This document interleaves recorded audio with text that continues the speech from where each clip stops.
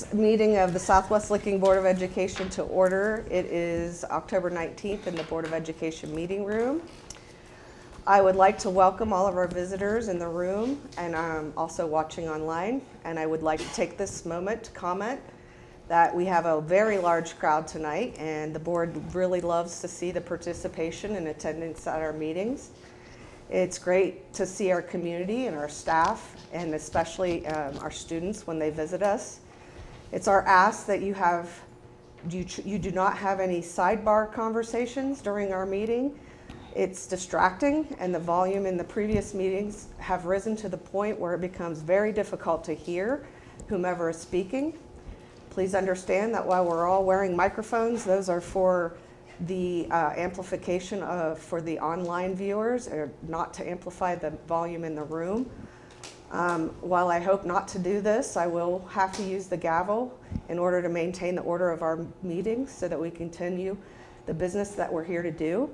We have a fantastic district, and because of everyone in this room, and we would ask everyone to just please be respectful when someone is presenting or speaking. Thank you. If you'll please join me for the Pledge of Allegiance. We are the Neon Beach Puppies, a Lego robotics team from Watkins Intermediate.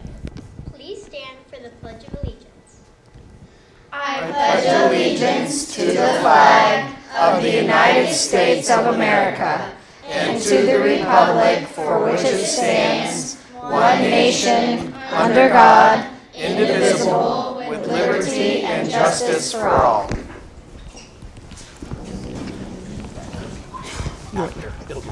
Mr. Jones, can you please call the roll? Mrs. Engel. Here. Mrs. Moore. Here. Mr. Vincent. Here. Mr. Zani. Here. Mrs. Spindler. Here. We have a quorum, so we can continue. I just wanted to say tonight, before we get started, I'm missing my son's state playoff game, so I just want to wish the Warriors best of luck. And if you see me guys looking at my phone, it's because I'm getting updates to see what the score is. So we hopefully we'll pull this off tonight. Yes. So anyway, thank you. Welcome. For public participation, we have Mr. Clegg introducing himself.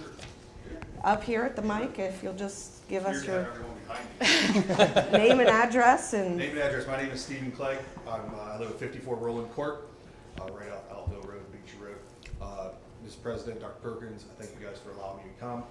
I'm coming tonight to basically introduce myself to you folks, even though I think Dr. Perkins we've known for a while, elementary school. So I am running for Harrison Township trustee, and I believe that the role of the trustees here in the two townships that are encompass the district is to partner with you guys. I don't want to speak to how that's been done in the past. That's not my kind, that's not my style. I'm just here to let you guys know that if I am successful in my run, I will be here with you and for you, and we'll work together. We know the changes that are coming. We know what we're looking at as far as enrollment, as far as development, all these different things that are coming. I've got 20 years worth of state government experience. I've worked with national, local, state level elected officials my entire career. Looking forward to continuing to do that, to be an asset to the township. I'm going to have one less kid in Southwest Licking after this May, Kent State bound, but I still will have one here, and it's very important to me. And I think, as Dr. Perkins can probably attest to, both my children started in private school.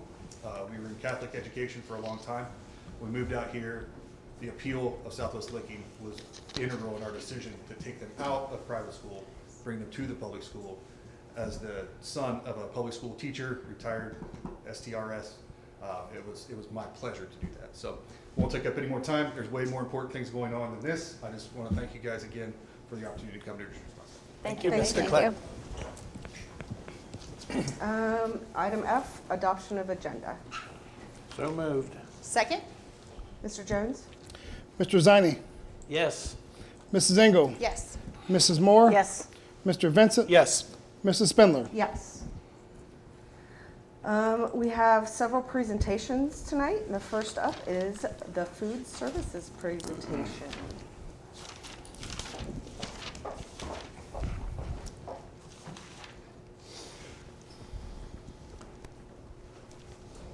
Good evening. I'm here tonight to do the annual food service report for you.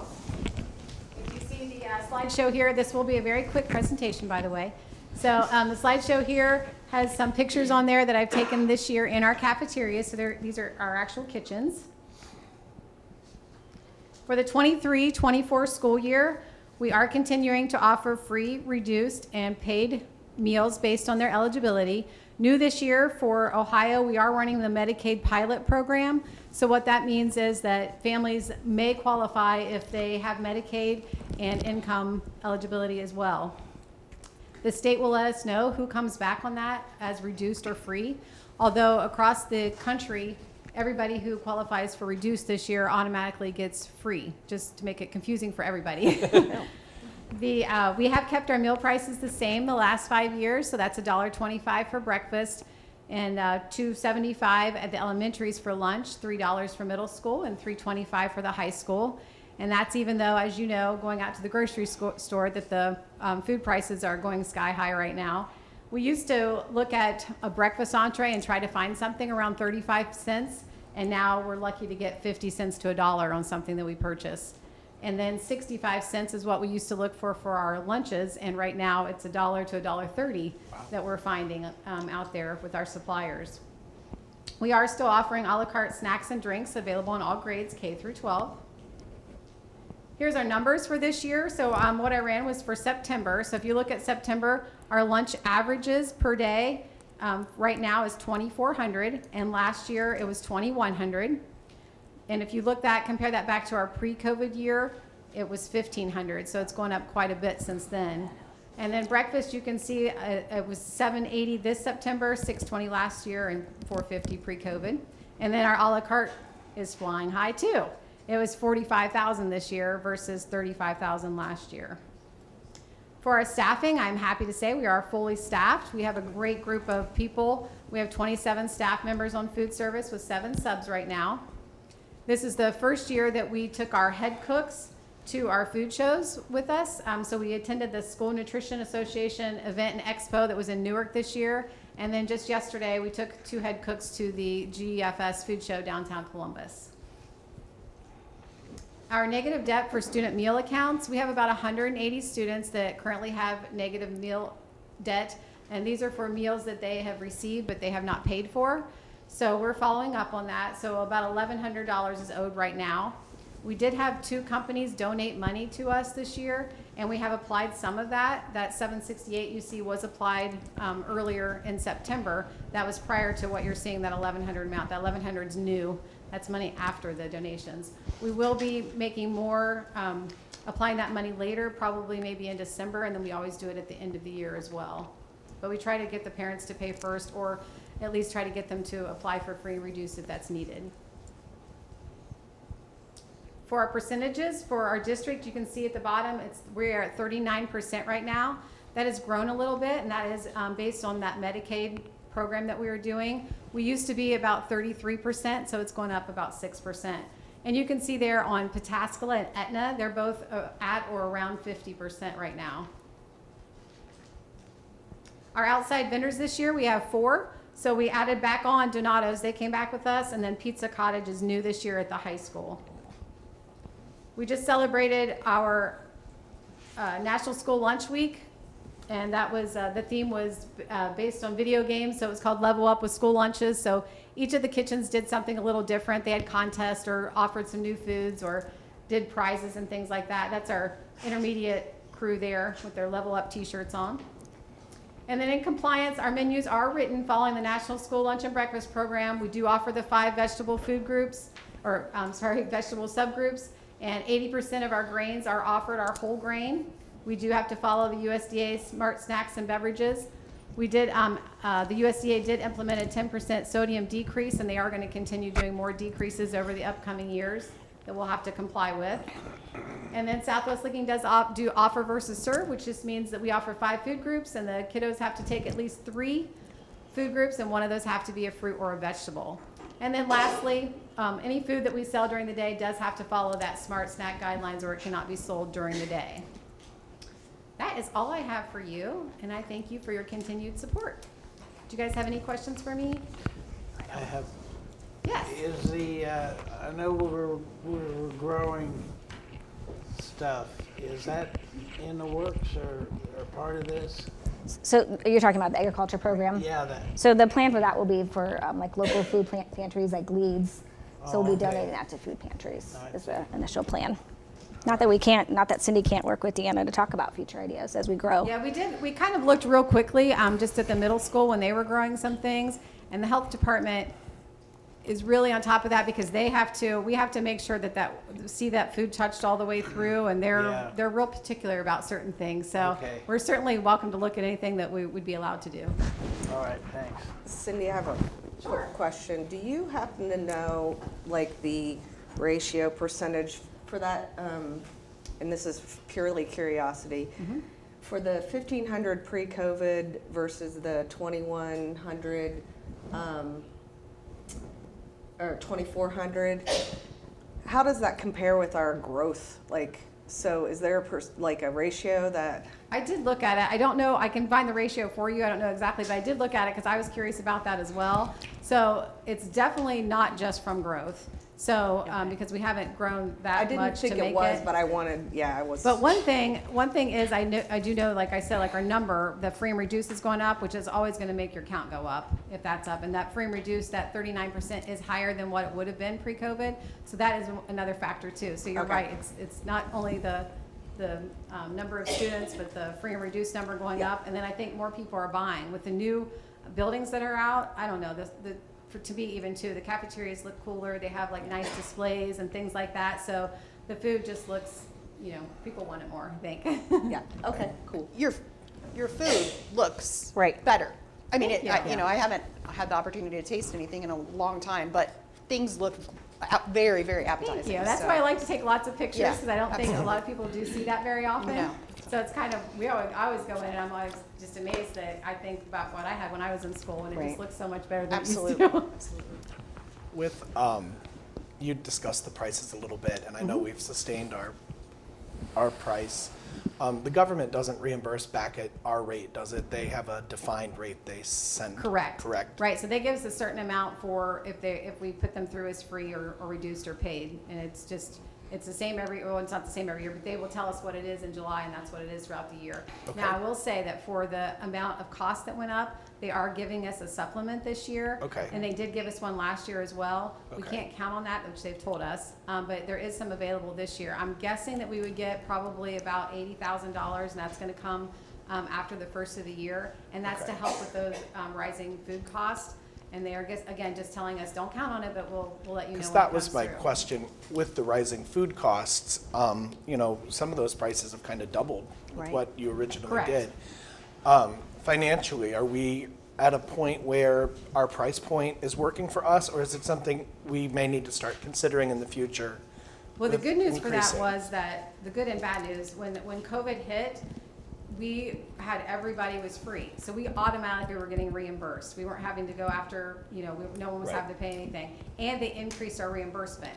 So it was very nice that it was like, we definitely were getting paid for everything at that point. So Okay. from a cost standpoint or from a budget standpoint for us, COVID worked for us because of that. Okay. Because we were automatically getting free and so many more kids ate because it was free. They could come in and breakfast and lunch as well. Right. So that got our bottom line up. So right now, we're able to carry that over to this year, so we're good. So it's not hitting us right now. Okay. It may later, and that's what we're looking for. That's why we don't want to spin down or anything like that right now, because we don't know what's going to happen.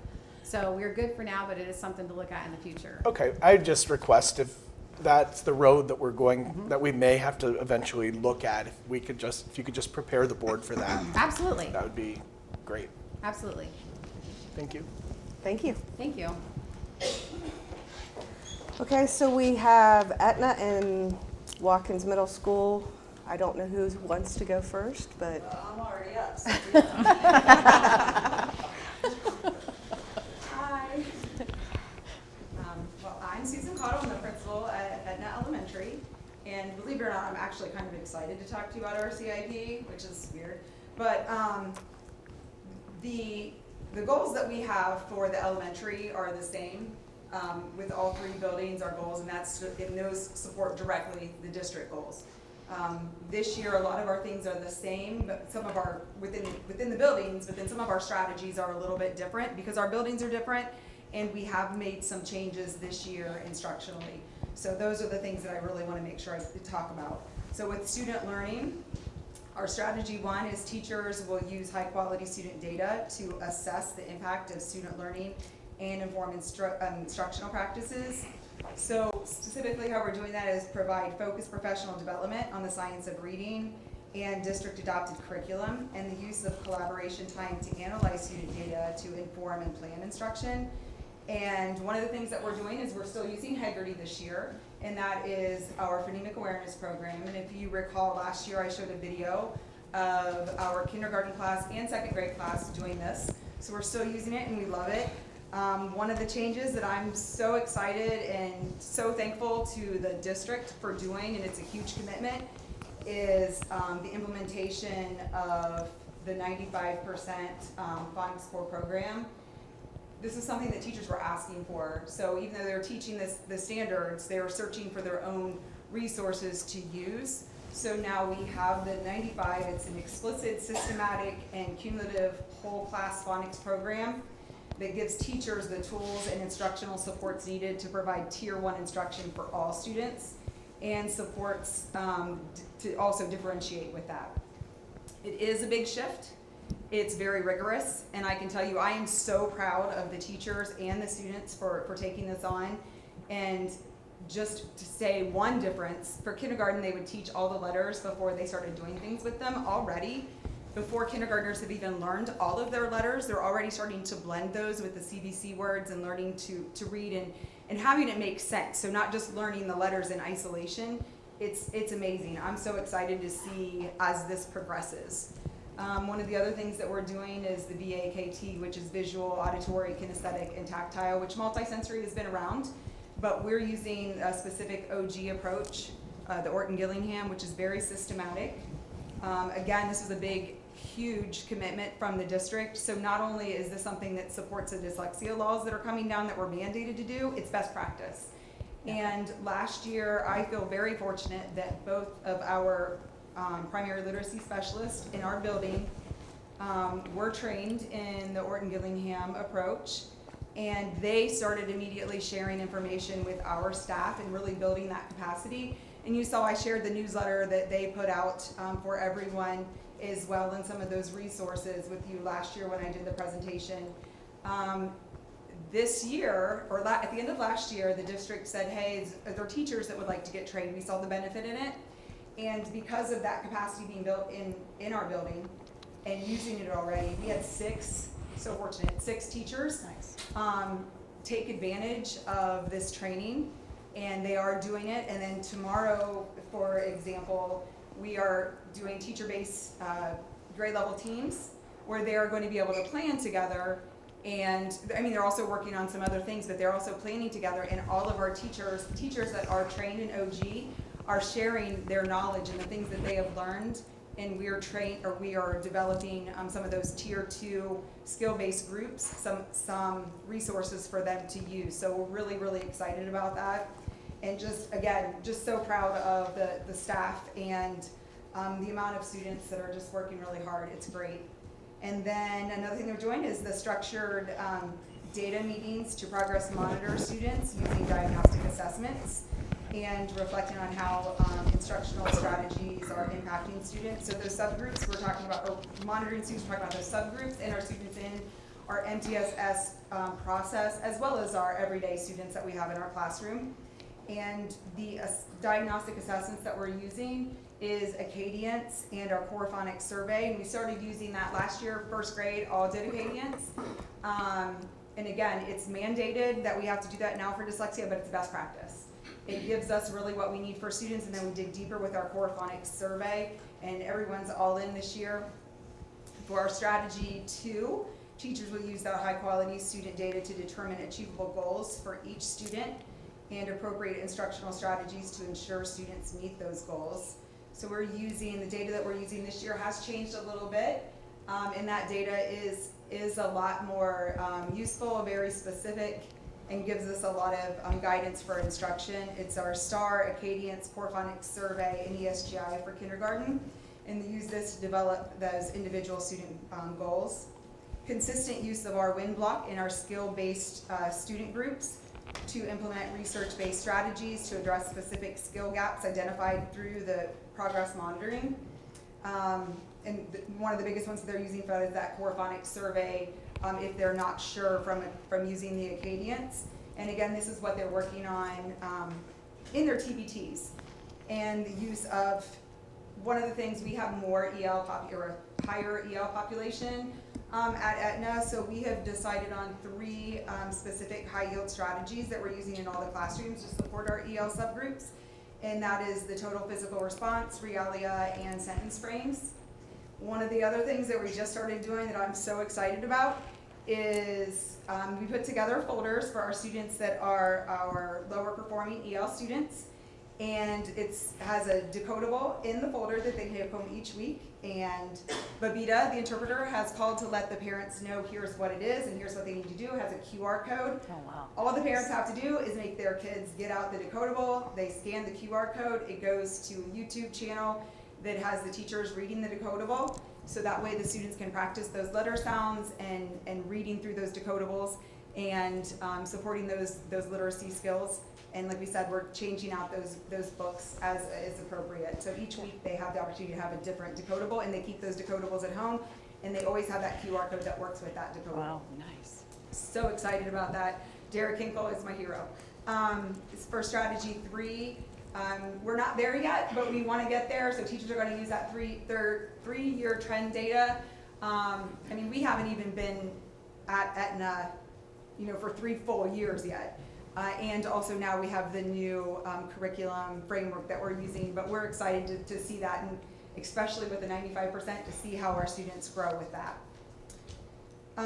The next goal that we have is to supporting our student experience and demonstrating increased staff and student well-being through improved attendance, increased participation in extra and co-curricular, and decreased behavior referrals.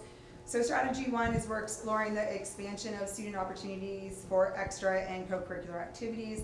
So really just communicating with our students the opportunities and parents and stakeholders, and we're targeting specific groups. Now we have a student experience committee, so we have subgroups in each of those committees that are working on quarterly themes and events for each quarter that will engage students and parents as well. And strategy 2 is to ensure full implementation of our PBIS. So 2 things that we are doing is we're constantly reflecting on what we were doing. So that's the first part, is that tier 1, 2, and 3, the TFIs. It's really just reflecting on our practices. What have we done? What have we done well? What are we still in the process of working on? And what do we need to still implement to make our PBIS stronger within our school? And we're maintaining the training and the implementation with new staff. So we know when new staff comes, if we don't take the time to train them and let them know what we're doing, it's going to lose momentum. So we're really focusing on that. And another part is providing research-based SEL curriculum to all students, and we're using Character Strong. Huge thank you to Sherry Morgan, who introduced that program to us last year. I showed that in one of the videos last year that we showed as our kindergarten class doing this. We love Character Strong. We've had other districts reach out and asking about it, that they're now using it in their schools as well. We also, tying in with those Character Strong, for each month there's a character trait, and we have school-wide focus on those character traits and monthly celebrations. We're also focusing small groups on our SEL, so social group, grief group, anxiety group, whatever we have found those needs to be. And those small groups meet with our school counselor, our social workers, and our social work interns, which again, I'm impressed with this district of how much support they give for our social and emotional learning, and extra support that we have for our families and our kids, which goes into strategy 3, is the basic core strategies and instructional practices and early interventions to improve student engagement. So we're identifying reasons for excessive and habitual truancy, and continuing to work with the district and community partners to provide wraparound services for all families in need and increase student attendance. Already this year, the wraparound services we've been able to give to a few families not only makes me want to cry, but it's just been huge. And there are kids that now coming to school excited to learn and smiling, and it's amazing. So that's why I'm really excited about our program, and I'm sure you have no questions. Or maybe you do. What would be an example of a wraparound program that has been done this year? Well, there's one family that I can talk about specifically. So we have hooked them up with NIAP. We have also, with Patty Warner, like her church group, we got them bunk beds. We have used bridges, what's community? Neighborhood bridges. I'm sorry. So we used with that to help get shoes for the children. Some of our teachers within our school have done stuff. They're using Healthy Kids Network. Good. So all 4 of those children are taking home a backpack. Nice. Every weekend, so it's not just one person from the family. I drove my big old car out and picked up the whole family and brought them for the Connection Club tailgate. I mean, there's just a lot of things that the community's really rallied around the students and the family, awesome. so it's nice. Awesome. Thanks for sharing. Mm-hmm. Thank you. Thanks. Mr. Ball. Okay. I wanted to shout out our food service staff.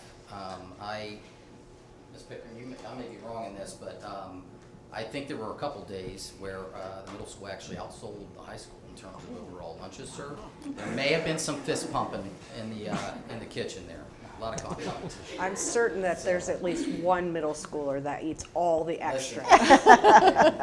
They love their snacks. Okay, well, thank you for allowing me to kind of share with you guys tonight our CIP. I wanted to start off first by just kind of revisiting just a few kind of things that we talked about towards the end of the year, some new additions, and kind of where we're at with some of those before we jump into that. So I was just going to show you a few pictures here. If you can go ahead and go to I got it right up here. Perfect. Okay. So if you recall last year, we added on a peer collaboration group, which is new to the middle school this year. We haven't had that before. And I'm really excited to let you know, if you look at the picture in the upper left-hand corner there, we've got over 40 students, or approaching 40 students, that have opted into our peer collaboration program, and it has been a phenomenal success. So shout out to Mackenzie Adelman and Mrs. Keller, Mrs. Holbrook for really working hard to get that off the ground. Further, if you look in the upper right-hand corner there, just as an example here, we also added computer science 7 and 8 this past year. And I've had the opportunity to work with all STEM teachers 4 through 12 and some of our professional development days to work on some ideas for vertical alignment with pathways.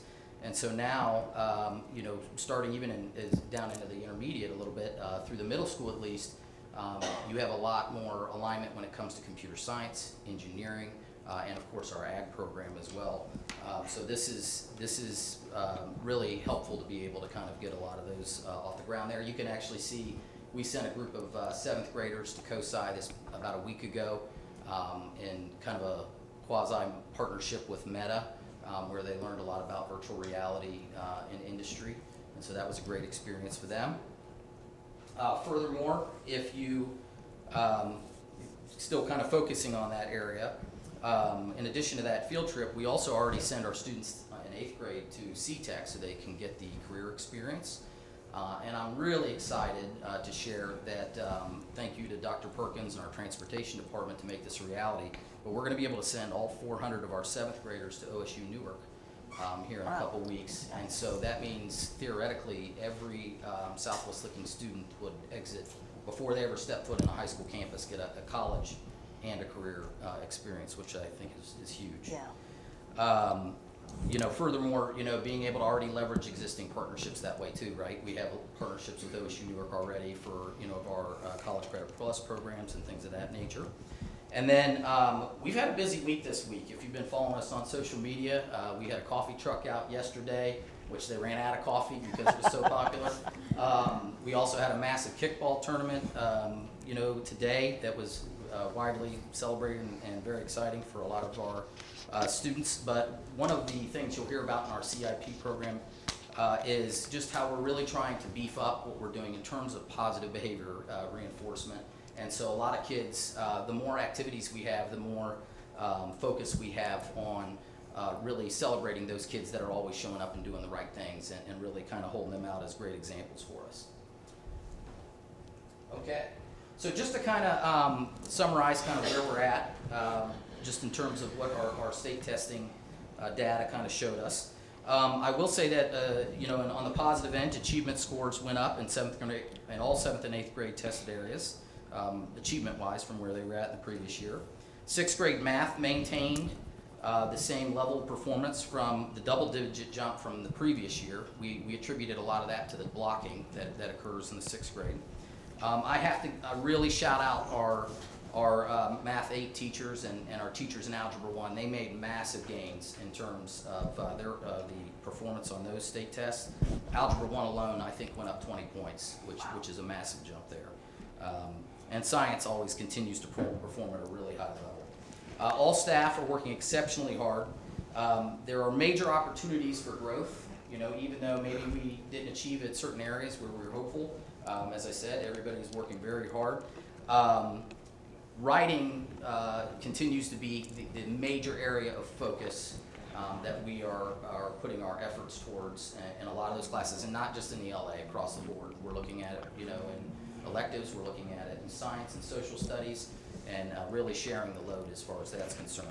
And part of, you know, our plan focuses a lot of alignment with the district, you know, professional development goals and literacy goals. A lot of staff receive writing revolution training, which is kind of that foundational piece of what we're trying to do across the board there. We are continuing to reinforce what we do in a period of time during the day called focus block, which is a 27-minute kind of flex time and E&I time. And during that time, we provide interventions, not just in ELA. We've actually broken it down even further. We're looking at informational text, literacy text, writing, of course, math, executive functioning, even some behavior supports for kids and things of that nature.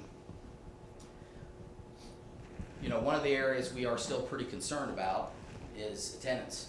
If you look at that data, that's kind of an eye-popping statistic to kind of look at.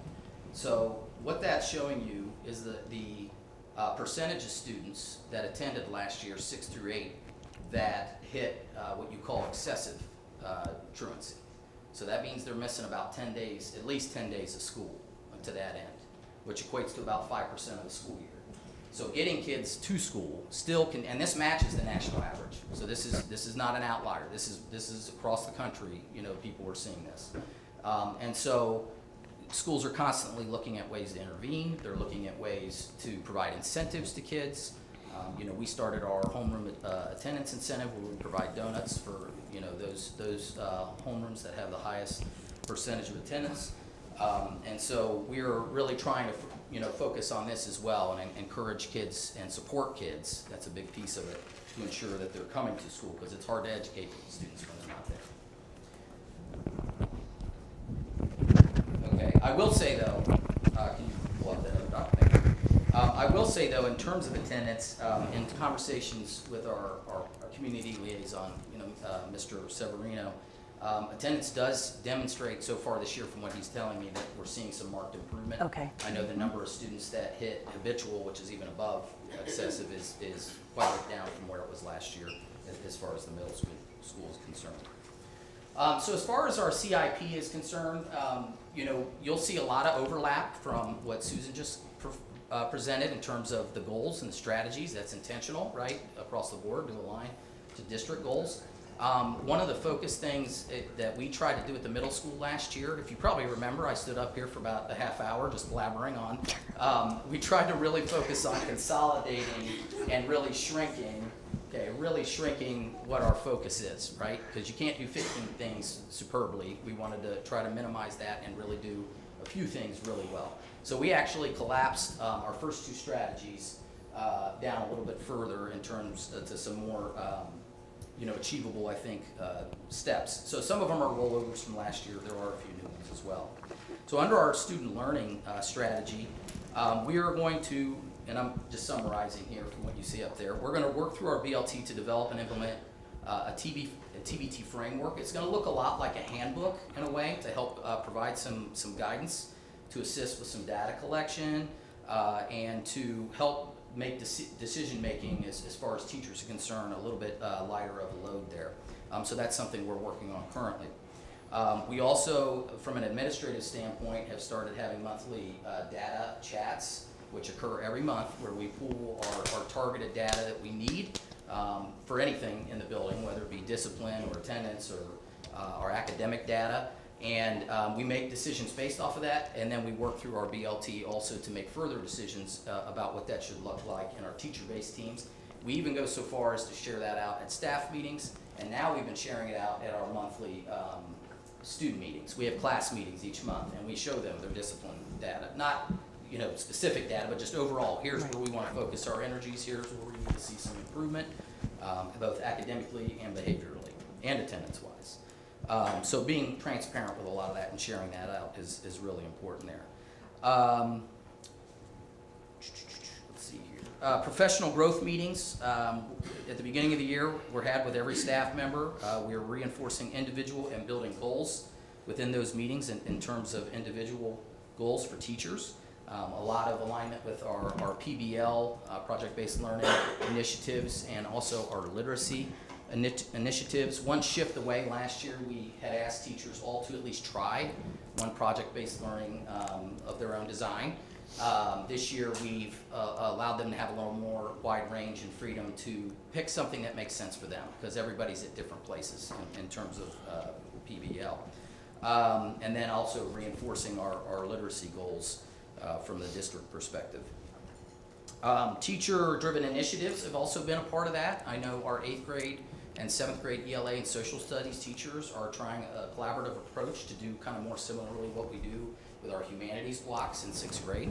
So there's a lot of collaboration on that end, and they're kind of dipping their toe in the water in terms of some things there.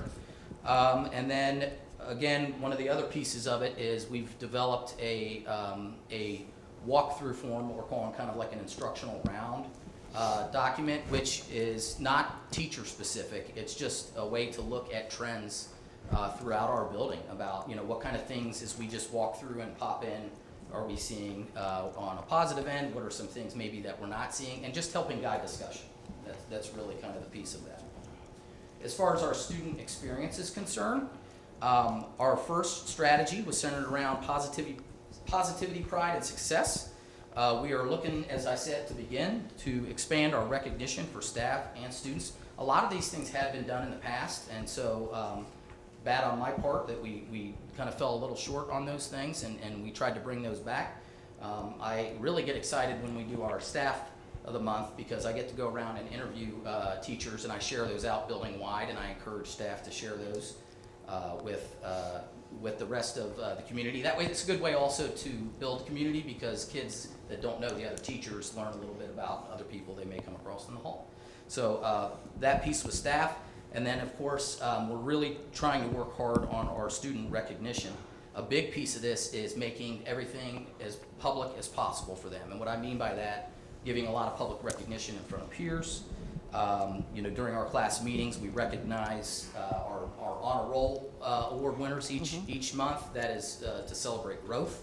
We also have individual student awards called our Ultimate Warrior Awards. Both of these were holdovers from our previous administration, and we've really tried to make those public. We had Molly Keller did a great job organizing some t-shirt design for me and helping with some branding. We throw out free t-shirts. We kind of try to have a little raucous kind of environment when we do those kind of celebrations. I don't have a t-shirt cannon that Amy Dennison had at the beginning of the year, but we do have a slingshot, so we're making strides in that area as well. And just really celebrating a lot of the great things, that kids are doing each and every day. And I do feel when we look at the start of the year in terms of how our kids are doing, when we look at behavior and we look at some of these other measurements, I do feel like we're trending upward in a lot of those areas. And then finally, our last strategy centers around PBIS implementation. Consistency has been a key for us when we've fallen short in some areas. One of the things that I think is a pretty common thread in a lot of middle schools and probably in the high school, the older you get, the less buy-in you get, I think, with a lot of PBIS stuff. We have a ticketing system where we utilize that to reinforce things on a daily basis so kids can purchase things from our PBIS cart or to activities that you saw there at the beginning. But we also have to kind of look into what kids want and what they're excited to be a part of. And so that's something we're focused on. But I will say that one of those things we try to shy away from is food, right? Because if we give them tickets to buy chips every 5 seconds, that's exactly what they're going to do. Right. So we kind of shy away from that a little bit. We do a lot of share outs. We talk about ownership. One of the common themes we've talked about in our class meetings all year has been the motto of 1% better every day, just growing. You know, get a little bit better, put a little bit more effort forward in your homework, in your studies. You know, it's hard getting up in the morning. You know, just having conversations about that and reinforcing a lot of our social emotional learning and strategies as far as that's concerned. And one of the things that we're exploring, we haven't got there yet, but I've also asked our building advisory committee, and we're going to work as a goal. We're going to work to develop a building-wide survey that measures climate and culture. I've personally asked for this. This is something that I would like to see as feedback, so that way we can do things to support our teachers and listen to what their concerns are and make sure that we're making adjustments where that needs to happen. And you know what, Dr. Perkins, I did bring a T-shirt just because you've been a respectful and responsible listening member of our audience. So it's probably the wrong size. So maybe That's Mr. really Perkins might like that. But there you Okay, go. thank you. You're very welcome. That's all I've got. Any questions?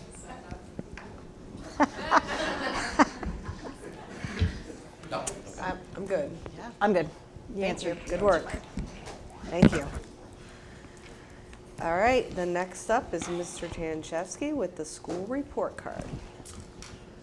Good evening. It's great to be here. Mrs. Ladowitz will be presenting as well. And you see the district report card has been out for quite a while now, so I think many people have taken a look. The first couple of slides have been addressed by very well by Mrs. Cottle and Mr. Ball in terms of what our mission statement is and what the district goals are. You know, again, in the simplest of terms, we're here for teaching and learning. This is what we do, and we're faced with many challenges inside the district, outside of the district, but as you've heard from these people and as we've seen many times, our teachers, our administrators, and our community do an outstanding job. So this is the first year the districts are going to receive a overall rating. Jeff, go ahead. You have a clicker, Tan. No, I didn't. Now, this is the first time you guys let me talk. Usually I'm just going to make faces. So, And the last. Don't worry, we got plenty of time. You're So going to this is make the me first bang year the we gavel. received,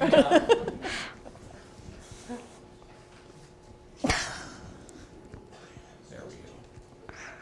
This is the first year that we have the overall ratings, and 3 stars mean a district meets all the standards, and it's based on a 1 through 5 scale with half points across the way, and you see the definitions that are all placed there. Okay? We as a district, we're a 4-star district. So, I mean, that's outstanding. And many of the people we've talked to and everything else, a lot of the groups say we should be very, very proud of that, and we are. So if you look at the overall rating, it's based on 5 of the components: achievement, progress, graduation rate, gap closing, and early literacy. And each of those are weighted components. And they make adjustments. For example, early literacy isn't a part of the high school, so the other components are weighted a little bit more heavily. And graduation isn't a part of the elementaries or any of the other buildings, so those other components make up the difference. So what we're going to do now is kind of go through each of those components, and I'll turn it over to Mrs. Ladowitz to start.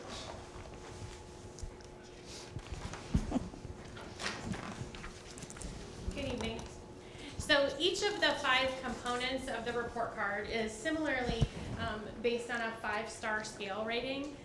although there are not half stars available for the various components. And again, 3 stars mean that we've met the state standards.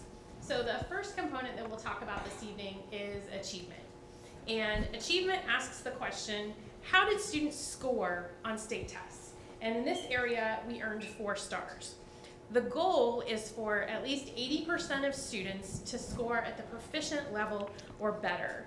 And we met or exceeded this threshold in 5th grade ELA, US history, and government.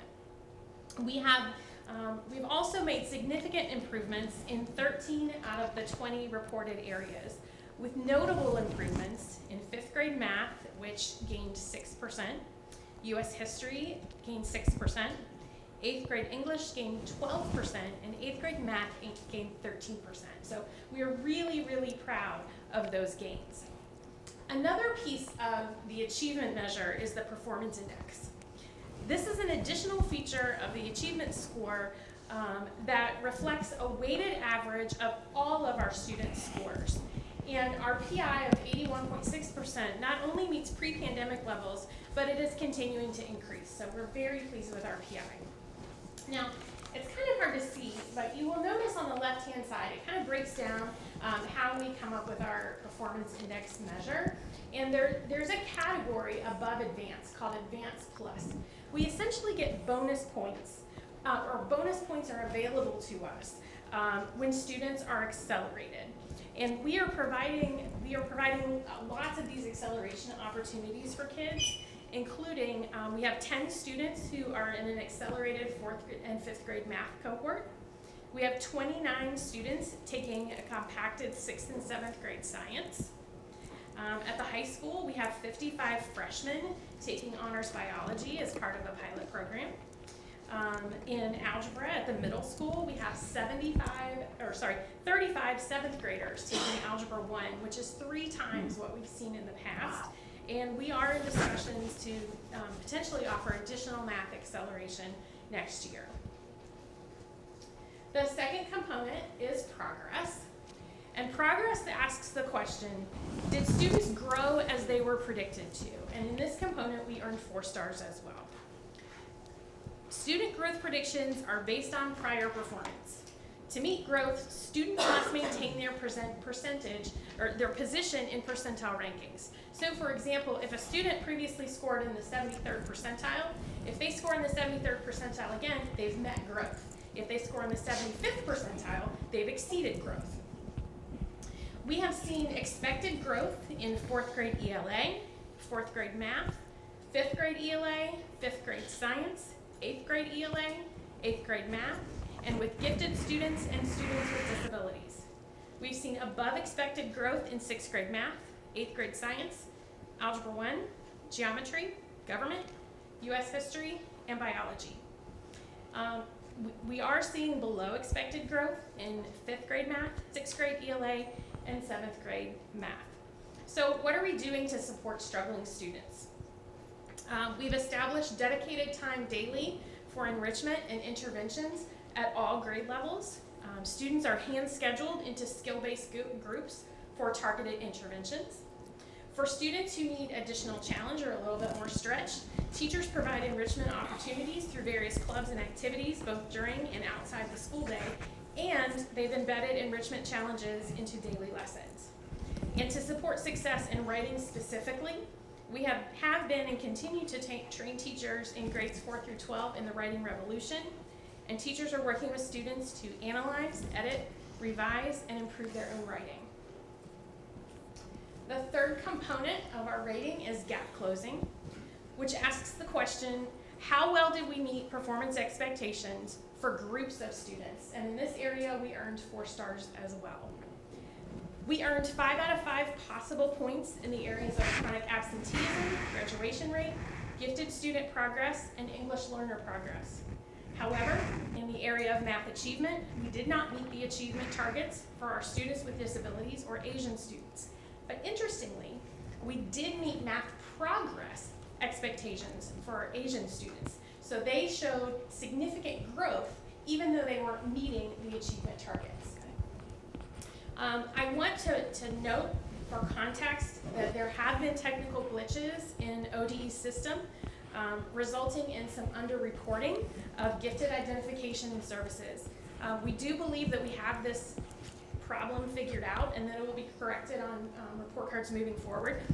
Just for context, students in grades K through 12 may be identified as gifted in superior cognitive ability, math, reading, science, social studies, creative thinking, and visual and performing arts.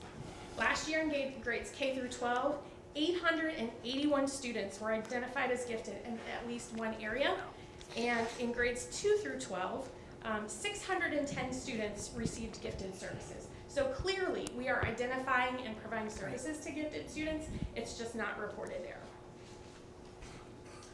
Our fourth area, or a component on the report card, is early literacy. And in this area, we earned 3 stars. Early literacy asks the question, how are we improving reading for students in grades K through 3? Our success in literacy is measured using 3 components. Proficiency on the 3rd grade ELA state test, promotion to 4th grade through meeting a variety of testing benchmarks, and improvement in literacy based on state established criteria. All 3 measures show improvements over the previous academic year. For the 3rd grade proficiency component, 71.7% of our students scored proficient or better. For the improving literacy component, 39.4% of students who were previously off track in literacy moved to on track. What that means is that 174 of 442 students who had been previously identified as off track moved to on track. This is well within striking distance of the state average in 3rd grade and well above the state average in grades K through 2. So what you can see here is it's broken down by grade level and it's trends over the last several years.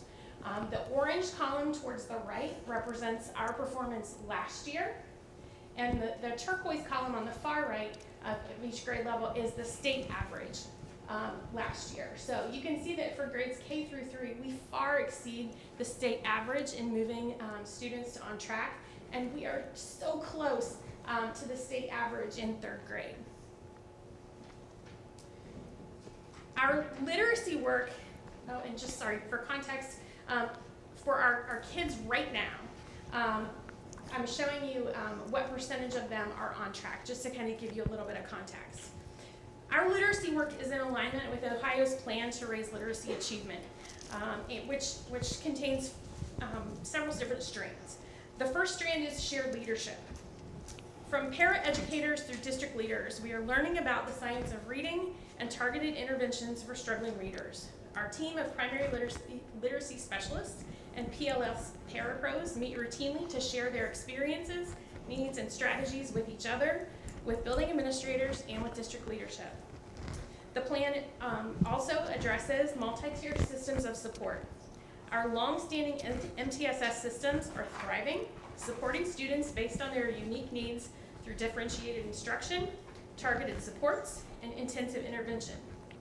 Ohio's plan also addresses educator capacity, and this is an area where I really feel like we are shining.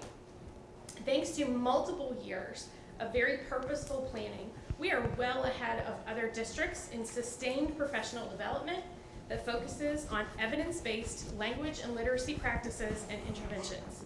Our PLSs and teachers who are participating in ongoing Orton Gillingham training spread the wealth, sharing strategies routinely with their colleagues. Another strand of Ohio's plan is family partnerships. Elementaries are supporting families in their crucial roles in children's literacy development, including opening doors for back-to-school bashes and curriculum nights, offering resources and guidance for literacy development at home, providing clear, timely understanding for families about their children's progress, and as we've seen tonight at Etna Elementary, promoting literacy in families' home languages with embedded supports for emerging English families. Overall, in terms of literacy, we are very, very encouraged by these results, as our K-3 teachers spent all of last year learning about the science of reading and beginning to implement these evidence-based strategies in their classrooms. With the addition of 95% phonics core curriculum, we are very excited to see this year's results. Anecdotally, we can share that students are adapting to and loving the 95%. They are using the hand signals, patterns, routines, and the language of structured literacy. And for students who struggle, we are hearing that the routines are really helping them build confidence, and students are finding success. In K through 3, students are learning to read, and it's a really, really empowering time. At this time, Mr. Tancheski will talk about his graduation and preparation for college and career.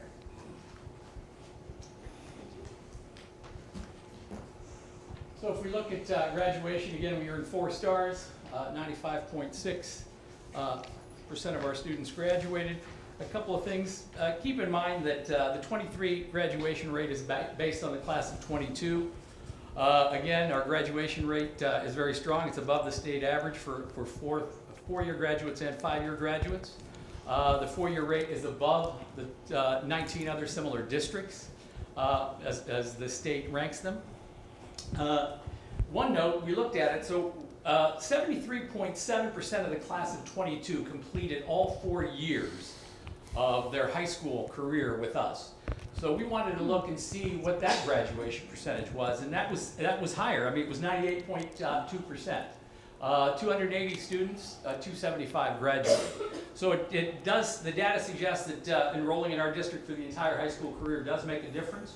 Further, we both want to dig a little deeper and look at how many of those graduates moving forward have been with us K through 12. Oh, yeah. So in the future, we hope to share that with you guys and see the impact that that's made. And conversely, at those kids that join us at some point in their career, we want to look and maybe look at some trend and look at some data. How can we help them? The other thing is to where are we getting move-ins from specific districts and things like that. So it'll help us kind of serve them a little bit better moving forward. And our rate is above the pre-pandemic level, so we've reached that.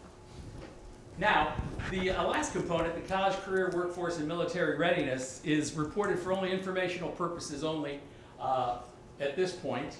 The rating of 36, we don't know what that means. We have no idea because they really haven't come out with any clear-cut data. Right now, it measures, there's 11 components that it measures, and you see those.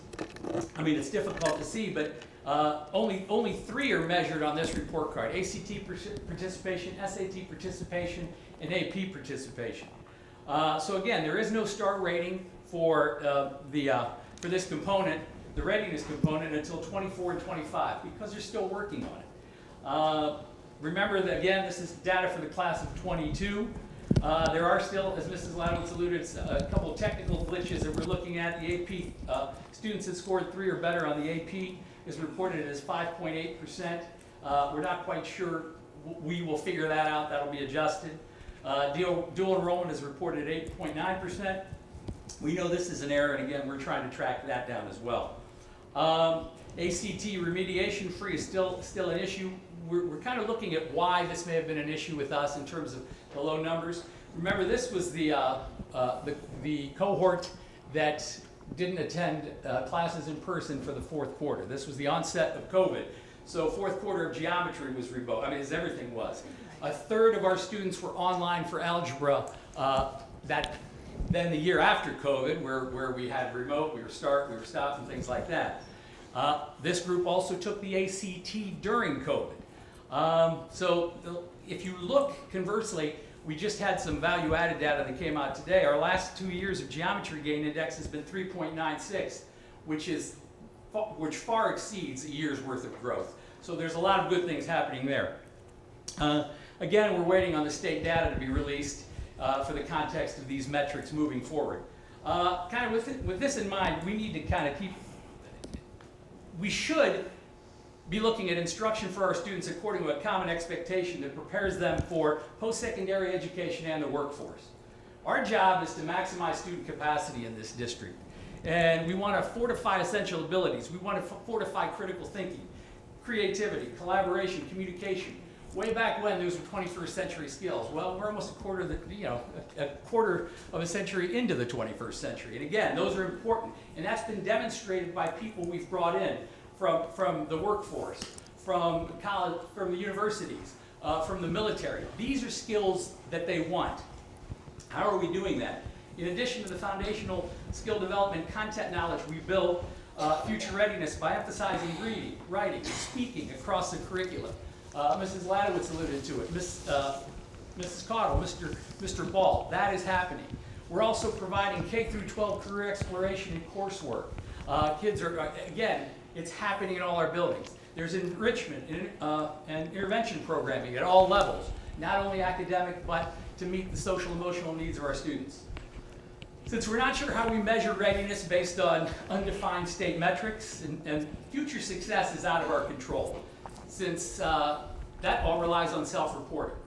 I want you to look around the room and measure success by the number of graduates that are working in our district. Look around the community and measure success by the number of graduates that come back and live here. Look at your friends and acquaintances and measure success by the number of graduates who have succeeded in life. So, because it takes more for positive experiences to be remembered, it's more important to give attention to the good things that are happening in our district and in the classrooms. Any questions? Well said. Thanks. Thank you. Did anyone else have questions? I have one question about, and this is a pretty specific one. You had mentioned the enrichment of the 4th and 5th grade into, next level math and the 6th and 7th, and moving that all up. So tell me what's going to happen when they get to sophomore year and they've already done calculus. So by the time they get to sophomore year, it's probably going to be pre-calculus for those students. Okay, all right. So even if it's calculus, even if we would have a group of students who would be taking Algebra 2 in 8th grade, that would put them at calculus level, Okay. or AP calculus level at the sophomore level. At some point, we may be offering a second level of AP calculus, which would be the AP Calculus BC. Perfect. We also have AP Statistics available, and College Credit Plus. I believe it's Algebra and Trigonometry through Shawnee State, which is taught actually in our building. Perfect. Okay. On one of your slides, you showed literacy from K and 1, it was 71% and 73%, and then for 2nd and 3rd grade, it went down to 48 and 51%. Yeah, those are our current on-track percentages. What measures do we use? Because that, to me, that's kind of a big difference between 1st and 2nd grade. What measures do we use? Great question. So at the kindergarten and 1st grade level, it's all based on STAR. At the kindergarten and 1st grade level, to be on track, you have to be above the 25th percentile on your fall STAR test. At the 2nd and 3rd grade level, your STAR score is used to make predictions about what you're going to actually score on your 3rd grade spring ELA test. Okay. So 2nd and 3rd grade are based on predictions. Kindergarten and 1st are based on your score. In 2nd grade also, they have to read the test themselves. Yes, that's a big difference. Kindergarten, 1st grade is registered. Okay, that's 2nd it. and 3rd grade, they have to read themselves. Yeah, Okay. That's okay. Could you repeat that? Because what she said can't Yes. be picked up. At kindergarten and 1st grade level, they're taking the STAR early literacy, which is read aloud. And starting at 2nd grade, the students have to read the test themselves. There's no read aloud component. So you would expect there to be a difference. Yep. Yeah. Thank you. Thank you. Thank you. Any more questions? No. All right, Mr. Jellison, you're up.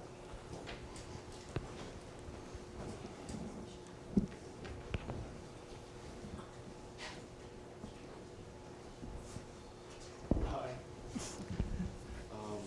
If there's a Coach Jellison, and I was here to talk about our spring break trip. We've done it 2 years in a row. 2 years ago we went to Cocoa Beach. Last year we went to Orlando for a week, and then this year we're looking to go to Destin for a week for softball, March 23rd to the 30th. So, I just wanted, I think I kind of talked about, there's a few different concerns, a couple of parents in the room. We had a parent meeting, about a month ago, and I put together a cost analysis. And so the previous 2 years, I've taken every girl in the program. So I've taken about 40 girls every year. And people think you're crazy for taking 40 girls to Florida for a week, but we've done it, and they've all came back safe. But this year, because there hasn't really been any JV teams that were there, So this year I think we decided, I talked with Mr. Perkins and my coaches and feel like it'd be better if we just take the varsity program. So this year we're planning on just taking varsity. Then it gets tricky with our fundraising because with being a 501c3, it's tricky if you allocate funds for some girls and not all girls, and so when we fundraise, if I'm using my funds that we fundraise just for varsity kids, it gets a little bit trickier to do that in that situation. So then it got really expensive to go that route. So we had a vote with the parents, and if we provide transportation, so let's say the cost would be if I were to take 18 to 20 girls on a charter bus to Destin, it's going to be about $1,100 a kid. The charter bus is killing us because if you take the charter bus, is the same price for 50 girls or 18 girls. So you divide that, so the charter bus gets really expensive. So my parents were like, why do we have to do that? Why do we have to have a charter bus if all the parents are going anyways? Can we just drive our own kids there? Because now the parents are paying $600 to put their kid on a charter bus, and they're getting in their car and driving down. And it's kind of, so they asked that question. So I put together a couple different options for that. And I wasn't sure what your thoughts are on the transportation piece. That's the biggest question I have, is what are your guys' thoughts on transportation and those things. So I did a survey with my parents. I feel like I have one, as of right now, it's hard to tell just taking varsity. I don't know who that's going to be. I don't know who my varsity kids are in October. I won't know that until March. So I don't know who that is at this point, but based on the information I got back, I think I have one parent that probably won't go, just from a financial standpoint. So that means I'd have to transport one kid without a parent as of now that I know of. So that's my question on that. And then we have a different option whether we get a team hotel like we did last year. Last year we didn't provide transportation, and all the parents drove, and I personally drove 4 girls myself that didn't have rides, and then one player rode with a different family down, but they did the travel release forms, and we went that route last year. But then that turned into a different situation when we get down there, because the players are at a hotel, the parents might be 20, 25 minutes away, they're on the hotel, then the parents are driving to pick their kid up, take them to the game, bring them back. So we had questions about that. So then my parents suggested, why can't we do it like travel ball? How we do it all summer long. So my daughter, she's playing in Florida, game's 9 o'clock Monday morning, parents get them there at 7:30 Monday morning, and they stay with their parent. That would be the most cost-effective way for my parents, because there's no extra hotel cost, because they're with their parents. The parents are all going anyways. They have their hotel cost, or their hotel room. And so that's the cheapest route for my parents, was to everybody do their own individual thing. We just show up at the fields. We do a team dinner in the evenings, and the parents just show up, and that would be the most cost-effective way. So I wasn't sure what questions or concerns, what your guys' thoughts are on which route is best, what questions you guys might have about it.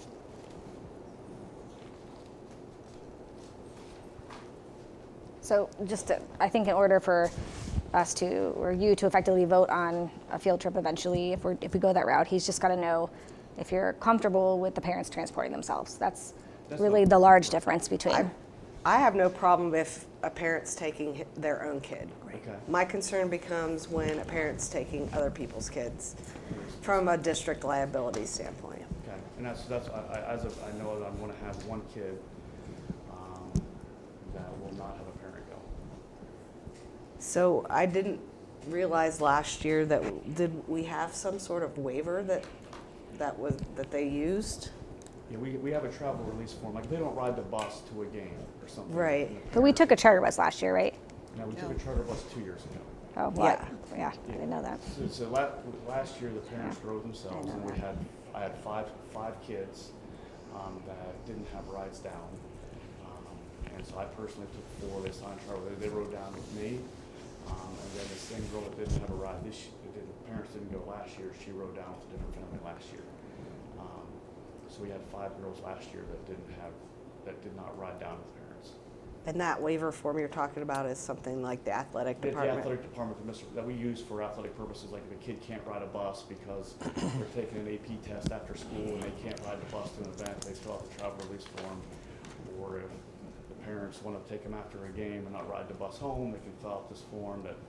I'm familiar with the form, but I didn't realize the form allowed other people to take kids. Right, in reading our policies, it doesn't, we don't have the form there. Yeah, I don't know. I have to look into it. Okay. Yeah. Right. So that's how we did it. So I'm just asking, what if there's concerns about that? I mean, you know, I can be black and white, and I can be like, okay, if you don't have a ride, you just don't go. We just survive that week without that kid there. You know, But it's actually a school-sponsored event. No, we're not really sponsoring My it. thing, it comes down to being school-sponsored, and, you know, in Yeah, terms if of it's still our equity, trip. I don't think we can exclude a student because they can't afford to go. And that would be a huge concern of mine. If they're staying with their parents, I mean, I understand that, but the kids that are not there with their parents, I don't know how we equate for that with it being a school-sponsored sport. I don't know. I think there's a liability with that. It's different than like going to Westerville or whatnot. But if I'm not mistaken, 2 years ago when they did go on a charter bus, the girls stayed with each other, like they shared rooms anyway. Yeah. So if we have the charter bus, the parents aren't even involved in the picture. Yeah. So we had the charter bus 2 years ago. We had 4 girls in a room, and the parents really had nothing to do with it. The parents showed up at the games. Kids got on the charter bus, so we did everything on the charter bus as a team and as a group, and that was how we provided transportation. Oh, I see what you're saying, John.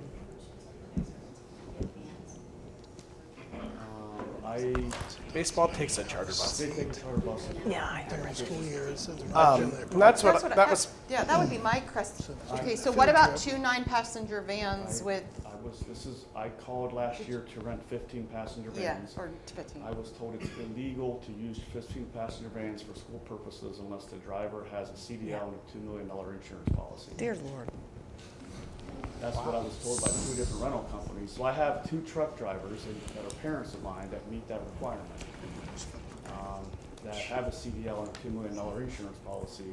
I do have 2 truck drivers that are parents that meet that requirement. But then, getting a rental company, they also said those 15 passenger vans from like Enterprise are not rated for school purposes, is what I was told. Okay. So I did check into that, and that's why we did away with that route last year. So I rented an SUV that was 7 passengers, so we were legal. It had 7 seats. Anything over 8 seats or more, the driver had to have a CDL and $2 million insurance policy. At what point does this trip become cost prohibitive for you? Well, for me, like I don't. For your program, I should say. I'm sorry. Well, we fundraise. We fundraise about $35,000 a year. The softball team does, and we use it. You know, my girls like nice things, and we have a beautiful facility, and we're trying to, continue to use that money to upgrade that facility, and keep that facility nice as well. And we're just trying to figure out if using those funds is the best route for a handful of girls, or using those funds for something at the new facility at some point down the road that would benefit kids K through 12 is a better use of our funds. And what is it? Is it too much to expect every parent to spend $1,100 to go on the trip? Plus, they're going to have another $2,000 to $3,000 on their own in their own place to stay. So it's going to cost my parents $4,000 at least, because if it's $1,100 for the room and the charter bus, then they're going to have their own room, and so that's a lot to ask. Especially when I can't provide any funds, really, because it's varsity only. So that was the tricky point, because it was just varsity only. I can't use my funds the same way I have in the past.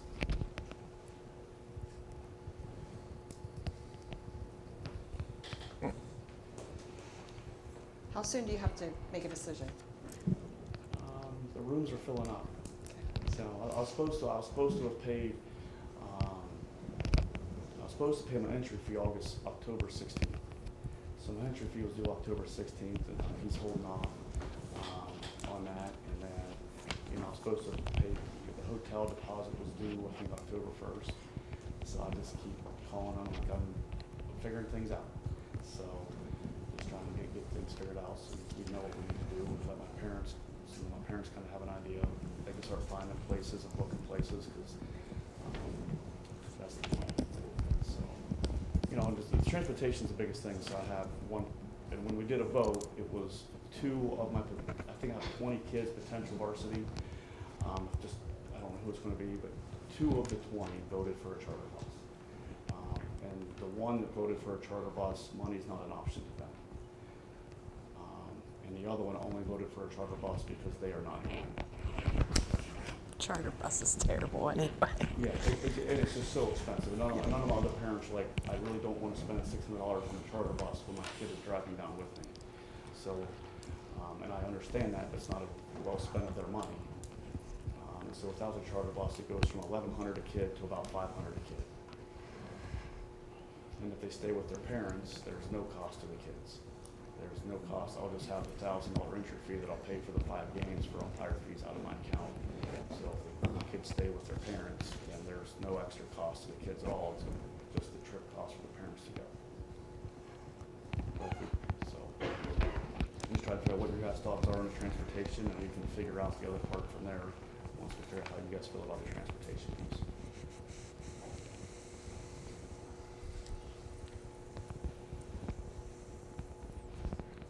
I agree with everybody. I don't have a problem with the kids going with their parents. It's when they're going with other parents. And I would like to see that travel form. Yeah. Because I don't remember seeing that. Yeah, it's on the school district website.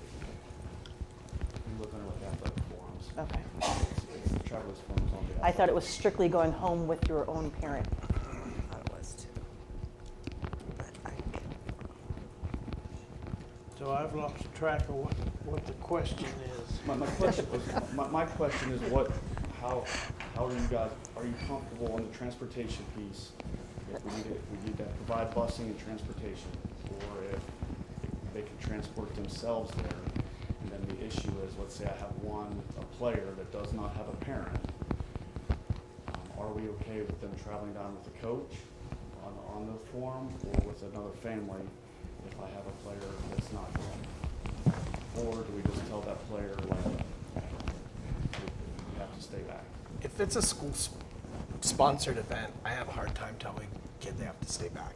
If you're part of the team, you're part of the team. But whether you can afford it or not, that shouldn't matter. That's what Rick is saying. It's not a school-sponsored event. It is not a school-sponsored We are event. not sponsoring them to go down. They're going down. Even though they're traveling as the Watkins Warriors? Yeah, I still don't think it's a school-sponsored event, and because our board policy even says out-of-state trips during the school year are normally denied.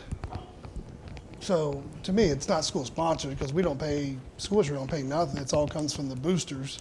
Okay. Maybe we should get some legal guidance. That's what I'm thinking. Yeah, I think That's that's what I'm thinking. bad. I'm thinking. I mean, legal and then insurance on top of that because Correct. if they think Travel if people think release we're form. insuring them, we're not insuring them Page as far not as I know. Yeah, we can get some additional information, ask some clarity on the form, on the allowance of other parents. Yes. And we can do that in a fairly quick turnaround Yeah. to I get mean, you an if it's answer. not a school-sponsored event, then it doesn't have to be board approved. Correct. Right. And then you can. Click on that link, it goes, oops. Yeah. Then we can, us as a parent and a program can decide how we want to spend that week and what the parents want to do. Yeah. That's all about just guidance on how you want to do the transportation piece, then we can figure out the rest of it from there, just as long as we're okay with, if I have 1 or 2 girls that don't have a ride down with a parent because a parent can't afford to go or can't get the time off work, what do we do in that situation? I'm actually okay once you find guidance on this as to direct the superintendent to, based on what you've heard tonight, to make a call. Okay. Are you okay with that? Yeah, I'm okay with that. Yeah, unless it's decided it is school-sponsored. Yeah, then then I I'll have Right, to right, then it'd be a If it different is story, right? school-sponsored, then Then, yeah. Then Because I think doubt he can wait it- till the 3rd week of November. Right. And if we have to meet to make a decision, we can do that, but. yeah. Absolutely. Anything else? All right, thank you guys. Thank you. Okay, now we have requests to speak on agenda items. Teamsters Local 413, Southwest Licking Education Association.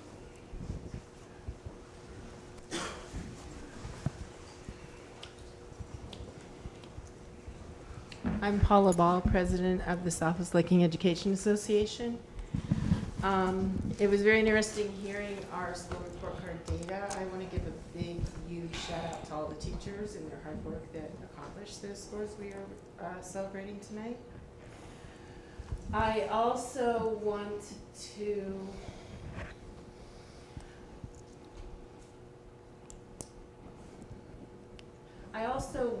to acknowledge a couple of things. First of all, I want to say we do appreciate, I guess we feel a little bit heard last month when I said we really need to do something about teachers. And I guess I want to say to you, just to make sure that it stays on everybody's radar, I talked to 3 teachers out of not resigning this week across the district. Like truly going to walk out the door. So I think that it's on everybody's radar is a great thing. I think if we can get a second copier at this, that would be nice. I do like that there are several of our BACs, which is our building advisory committees, are setting goals.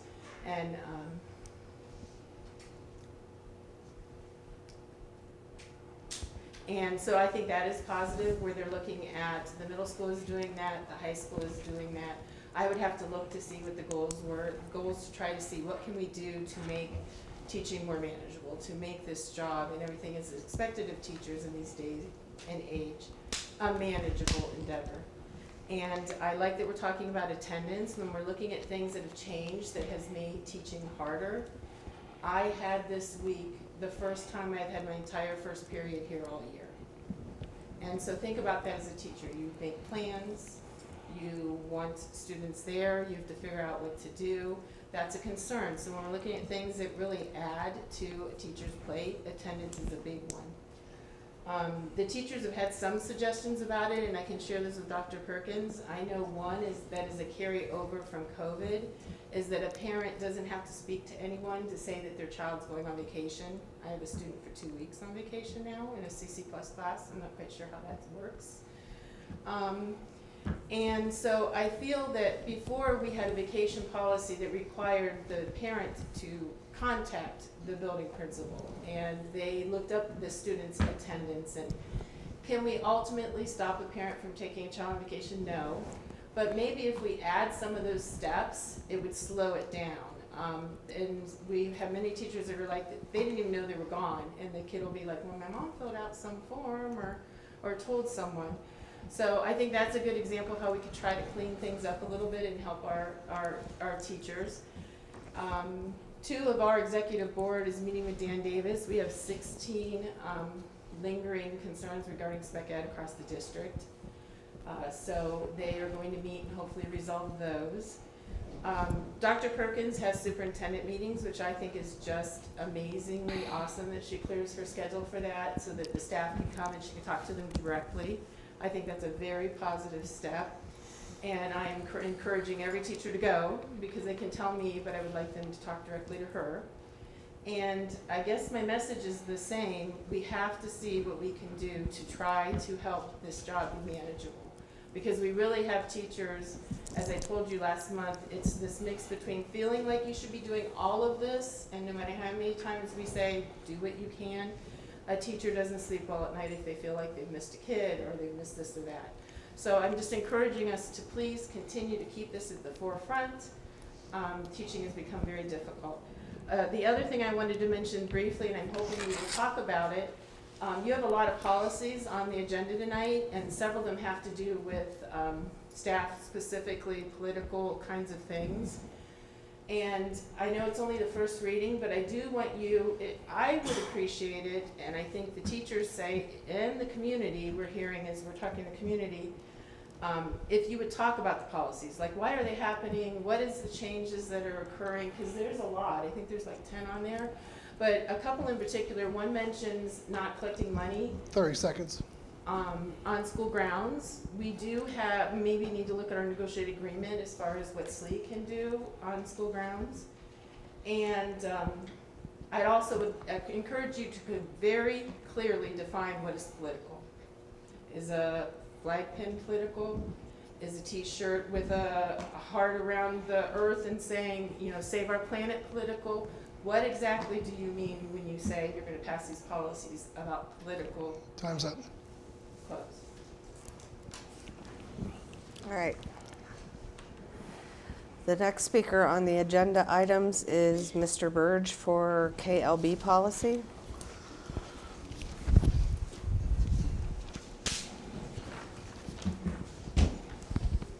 Mr. Burge, I'm sorry, you have 5 minutes, and be sure to state your name and address at the beginning.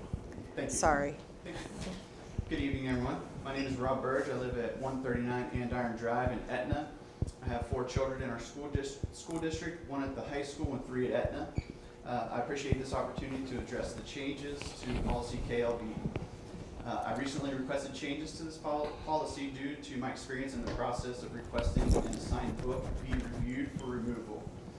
I'm thankful that we have this process, and I'm also thankful that some changes have been proposed that would be improvements to this policy. I think there is one major change that still needs to be considered, and I will get to that in a few moments. In the process of assigned material being considered for removal, the superintendent is tasked with selecting a committee to review the material. As it is written now, the person who submits the complaint to have the material reviewed has no opportunity to participate in the selection of the committee and is not part of the committee.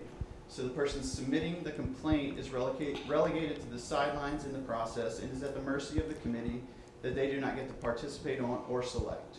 Some improvements have been suggested which would set criteria for members of the committee to be selected. If the updated version of the policy is adopted, there would then be a defined number of community members as well as staff and administration. This is a great step in the right direction, but there's still opportunity for selection bias. This is where we get to the issue remaining with this policy as it is written. The superintendent is the only person that has input on who is selected for the committee. Hypothetically, the superintendent could select committee members who would eventually make a recommendation that may represent the outcome that the superintendent or a staff member desires. In my experience, the committee was selected by Dr. Perkins. The committee consisted of staff members, administrators, and 2 community members. Dr. Perkins was kind enough to allow me to submit a letter to the committee, and I was appreciative of that, but it is not a requirement or expectation to be allowed that opportunity. One of the committee members was the curriculum director who had, prior to being selected for the committee, made the decision not to remove the material and communicated that to me via email. So we know that at least one member had already made a judgment prior to the committee's consideration. I was also told that I was not permitted to attend the meeting of the committee. In this process, my main complaint was excessive, obscene, profane language in assigned material. The committee's recommendation did not address the issue of obscene, profane language at all, and neither did the superintendent's decision. Therefore, I cannot have any confidence that my complaint was communicated fully, accurately, or fairly. My request would be that the person submitting the complaint would be afforded a seat on the review committee and have the opportunity to select half of the committee. This seems to be fair and reasonable. This would ensure that the complainant is well represented by the committee, provides transparency to the committee's conduct, and provides confidence that the complaint is represented fairly, fully, and accurately. In addition to that change, I would also ask that after the committee renders their recommendation, it would be finalized or approved by the elected members of the board in a public setting instead of being submitted to the superintendent to determine the final decision. This would build trust as well as provide transparency and accountability with the community members. I'm confident that everyone in our community would be encouraged and happy with more transparency, accountability, and trust within our school district. Now, having said all that, another issue comes to light in this process. When a policy change is requested, the changes are received by the board and sent to the superintendent for review. So in this instance, the superintendent will be reviewing a change to policy KLB that would remove some of their authority in a process and leaves the public in a predicament. The predicament would be that the elected board members are not making and updating the policies that should hold the school district employees, students to objective standards, guidelines, conduct, and so on, but gives that authority solely to the superintendent. My hope is that the superintendent would be fair and adopt these changes laid out earlier, but there is an opportunity that the superintendent could reject the proposed changes because it would limit their authority in the process. I want to make it clear that I'm not accusing Dr. Perkins of any wrongdoing, but I'm pointing out that there isn't a check or balance in the process of having material reviewed or in policy changes. This would apply to any superintendent or school district employees. I say all of this with the utmost respect for all of you. I do not intend to attack anyone personally, but I want to see us improve our policies when we find that they're lacking in some areas. So as I wrap up, if you could imagine with me 30 seconds. I'm sorry? 30 seconds. Okay. If you could imagine with me a scenario where you are the one making a complaint to a public entity, which is to be governed by the people of the community, and you were part of a process like this, and it was your student or child being forced to consume material that was in opposition of your family's moral values and not be allowed to fully participate in a class like everyone else, would you want to have some say in who will determine that outcome? Would you want complete confidence that your complaint was considered fully? Would you desire transparency so you could be confident in full complaint was heard and contemplated? Thank you for the opportunity. I appreciate it. Thank you. Thank you. Item 4, approval of minutes from September's regular board meeting. Motion approval. Second? Any comments? Mr. Jones? Mrs. Moore, Yes. Mrs. Engel, Yes. Mr. Vincent, Yes. Mr. Zani, Yes. Mrs. Spindler. Yes. Item 5, report from the treasurer. Mr. Yeah. Motion to approve. Second. So included on the agenda is the executive summary for September 30th. We do have budget estimates in here this month, so we are just starting the fiscal year. So right now revenue is about $33,000 less than we anticipated, and expenditures are about $131,000 higher than we anticipated. But again, all other is just timing of payments. So I'm not overly concerned at this point. So again, other than that, it was a fairly routine month, and then starting next October, we start getting the higher school foundation amounts from the new, so that will help increase revenue also. But again, fairly routine month, nothing really out of the ordinary. I'll be glad to answer any questions you have. Thank you for sharing. Yeah. Does anyone have any questions for Mr. Jones? Mr. Jones? Mrs. Engel, Yes. Mrs. Moore, Yes. Mr. Vincent, Yes. Mr. Zani, Yes. Mrs. Spindler. Yes. Item 6, A through I. Motion to approve 6A through I. Second. There's nothing significant on the personnel. Okay. Does anyone have any questions? No. Mr. Jones? Mrs. Engel, Yes. Mrs. Moore, Yes. Mr. Vincent, Yes. Mr. Zani, Yes. Mrs. Spindler. Yes. 7, business items A through D. I'll move adoption, 7A through D. I'll second. Do we want to talk about Policies. the policies? Yep. So let's start with A, policies for first reading. So there are a lot. Just to clarify, I think a misconception out there is OSBA sends the policies when there are needed changes with the deadlines for adopting changes, for the allowance of the school board and the policy advisory group to make those recommended changes. Sometimes you have options, sometimes you don't. So this just happens to be a heavy month for first reading. So I'm going to kind of run through them, give you a quick scenario. Some are very, very minimal, nothing substantial to talk about, of which I'll say that. If you have specific questions about individual policy, just stop me, because otherwise I'm going to keep going. I just want to clarify that the policies are included with the agenda that's posted Correct. in advance of the meeting, so they can be reviewed by anyone, correct? Okay. Yep. I thought so. I was just not sure. Yep, correct. And they follow Ohio Revised Code, so That's by right. law. These are legislative Correct. changes It's by law. our Yes. Most of state Yes. legislators who say you need to update your local school district, and you have a time to do it, or you Correct. will not be in compliance with ORC. That's correct. Okay.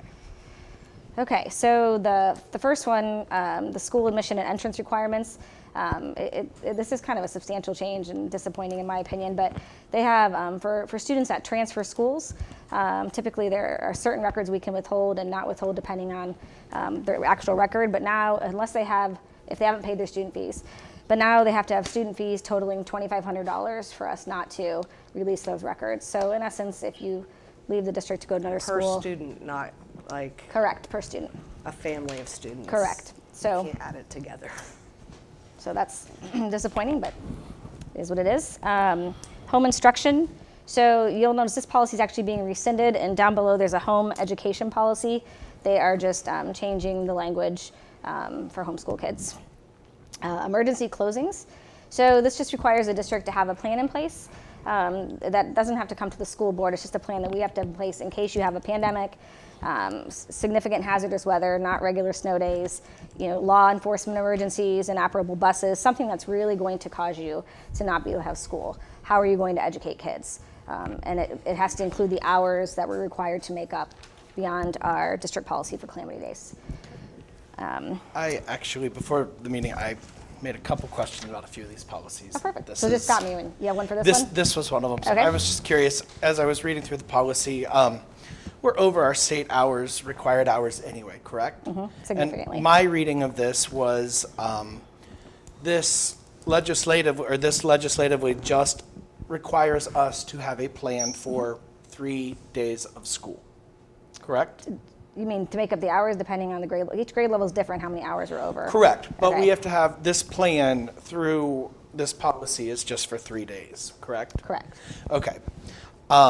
And this is in accordance with the state law, right? So this is a matter of compliance. Correct. Not necessarily a matter of we want kids to go to online schooling or whatnot. No. We are doing this out of a compliance, out of the spirit of compliance through the law. Correct. And my reading, basically, this just replaces the Blizzard bag. Yes, that's exactly it. That was my yes. my main thing. I was just going to say brought that. it all full circle. I just wanted to make sure that I read because, that properly, because there's a lot of misconception that's been going out there. So I wanted to make sure that that was. This isn't going to change how we operate and how we do things unless we have some extreme situation. So, okay. Like another pandemic. I also read some dissatisfaction. People were irritated with the written consent of the teachers union, and I just wanted to point out that has always been in the policy, and we have to abide by the contract with them. We can't violate that. So I just wanted to make sure I was clear with what I read, and my bottom line was it's basically just following the state law, but replacing what we used to call the Blizzard bag. Correct. Okay, thank you. Mm-hmm. Anything else on that policy? Okay, interscholastic extracurricular eligibility. This just addresses students receiving a home education and their eligibility to participate in sports in our school. It's just an alignment, so nothing significant there. Distribution of materials in school, minor change. The board member conflict talks about the Ohio ethic laws and just making sure that board members follow those. Petty cash, deposit of public funds, those are all minimal changes. Let's see here. So, Cindy already addressed the food services one, so that is just the alignment of if you qualify for reduced, you're actually free. So, I'm not sure why they don't just call it free, but anyways. Staff dress and grooming, this just addresses the no political t-shirts or buttons. I actually do think, I pulled up the policy just based on what Paula was asking, and hold on, let me get the right one up here.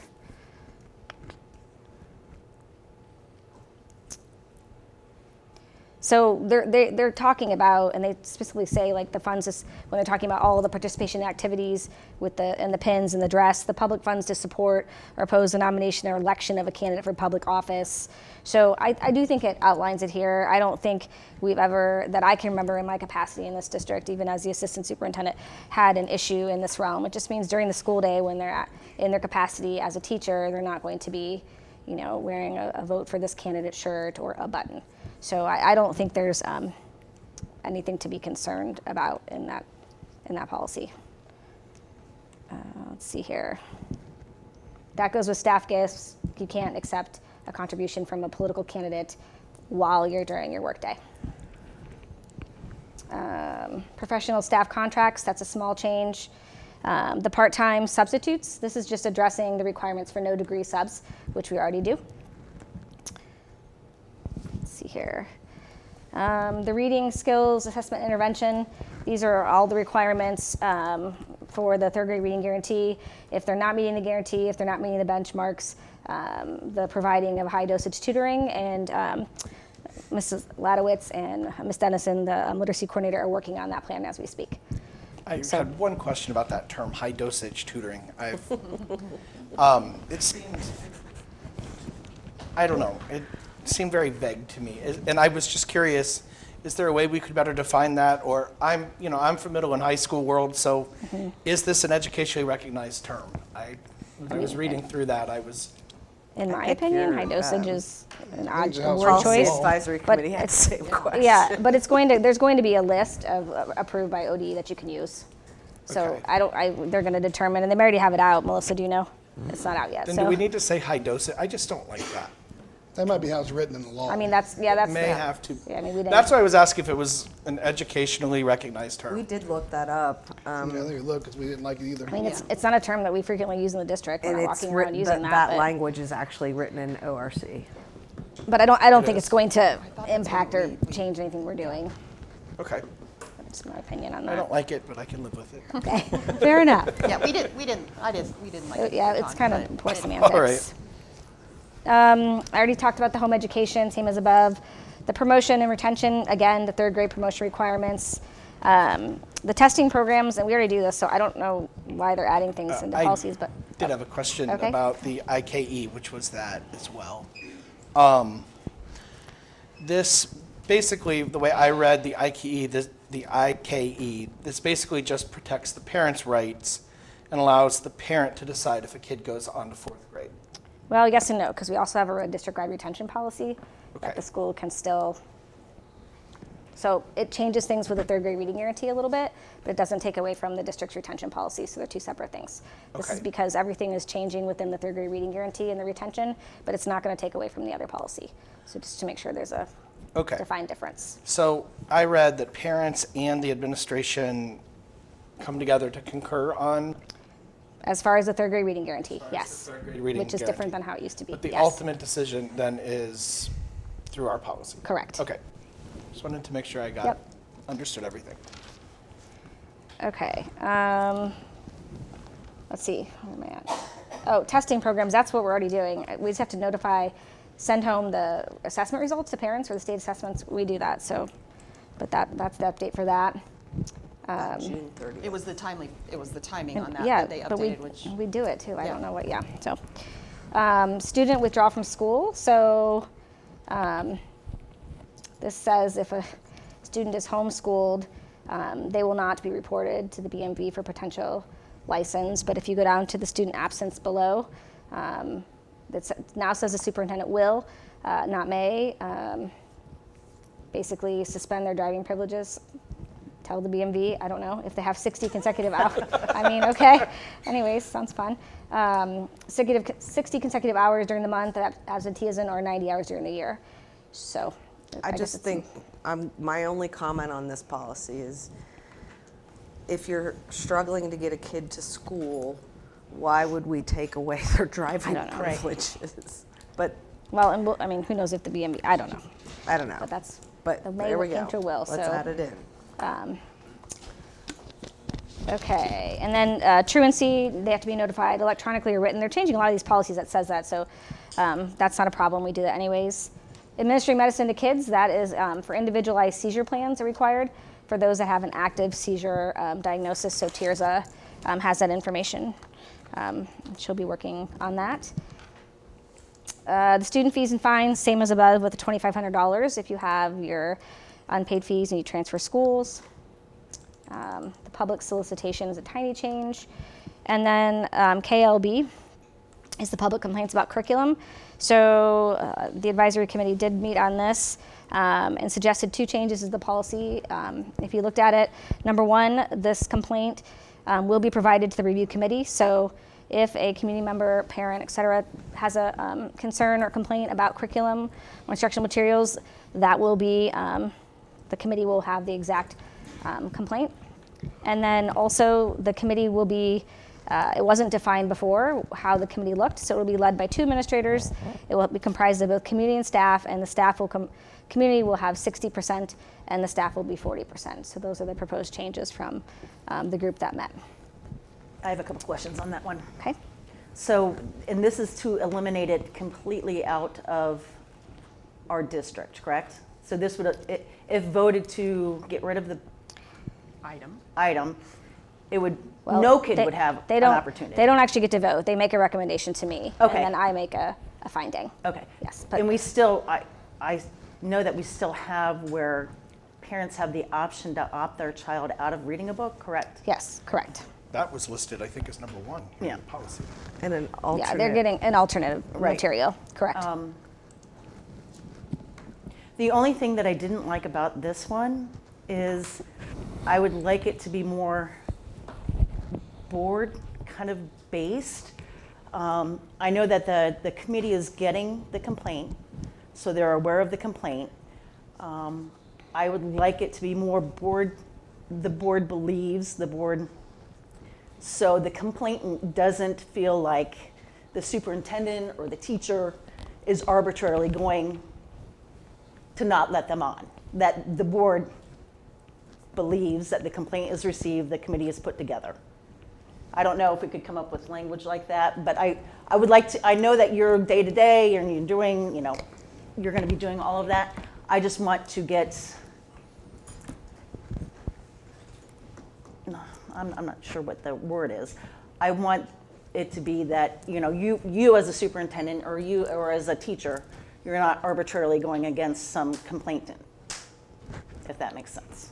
Yeah, I mean, that's a small change, so that's up to the board, but we could go through with the first reading. I can make the small change, bring it back for the second, and if you like it, fine. If not, can pull it off and fix it again.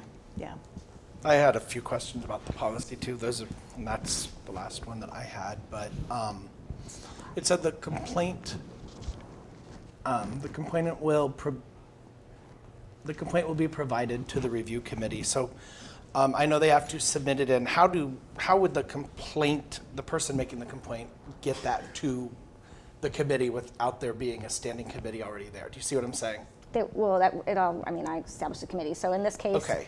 Similar to what Mr. Burge discussed earlier, we had his complaint that he submitted, and then he also submitted an email, and then I took that correspondence and shared it with Mr. Tancheski, who led the committee. Okay. Go ahead. No, go ahead. Go ahead. Okay, so the review then committee, as proposed here, we have 2 administrators, 60% community, 40% staff. The percentages, I don't know that I particularly like the percentages in that 60-40 could be 3 community and 2 staff, or that it could be 6 community and 4 staff, and then it would be, if you did that, then it would be 6 community and then 6 staff members if you include the administration. That would be 6 and 6. So 60-40 just seemed a little bit, I feel like maybe that should be defined a little more. What if the 40 included the 2 administrators? Well, and my concern too is we actually had an additional community member on the committee and they didn't show.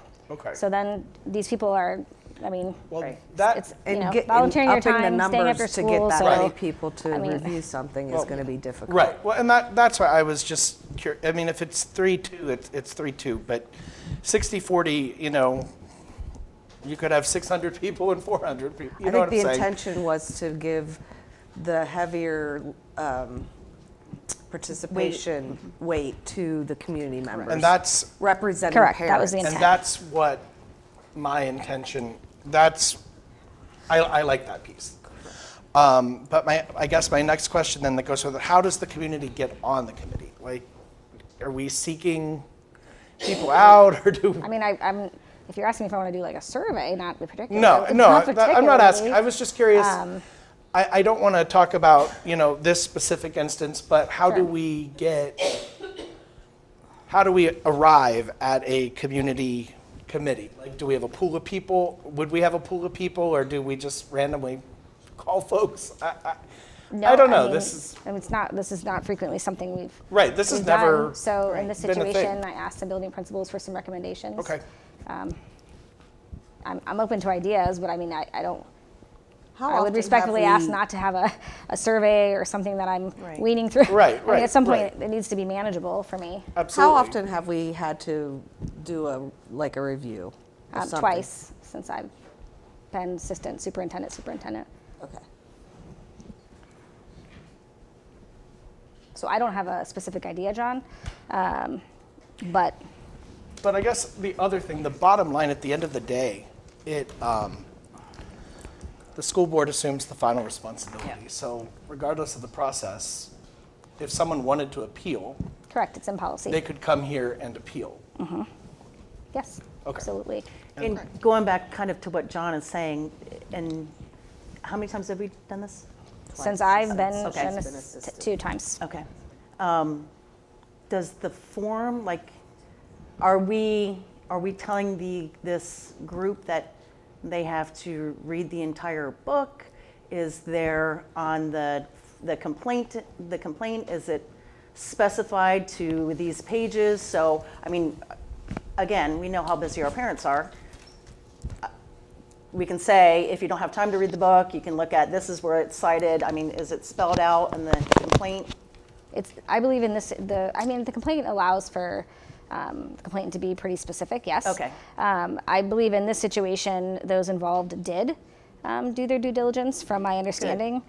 I know Mrs. Ladowitz went and got a couple books. I know the one community member that I specifically talked to, not just in written communication, got the book. So that's my impression. Again, I didn't oversee this committee. I elected it, and then Mr. Tancheski oversaw it. But it doesn't specifically say you must go out and read this book, all 240 pages or whatever. But I think, again, only being able to speak to the most recent incident, it was pretty specifically outlined, I felt like. Good. Okay. So do we have significant changes we need to take back?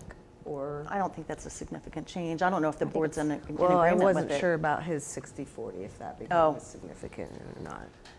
I mean, I've heard here through discussion that the intent of this is to have the community mostly involved. Right. And that was my concern with that. So I'm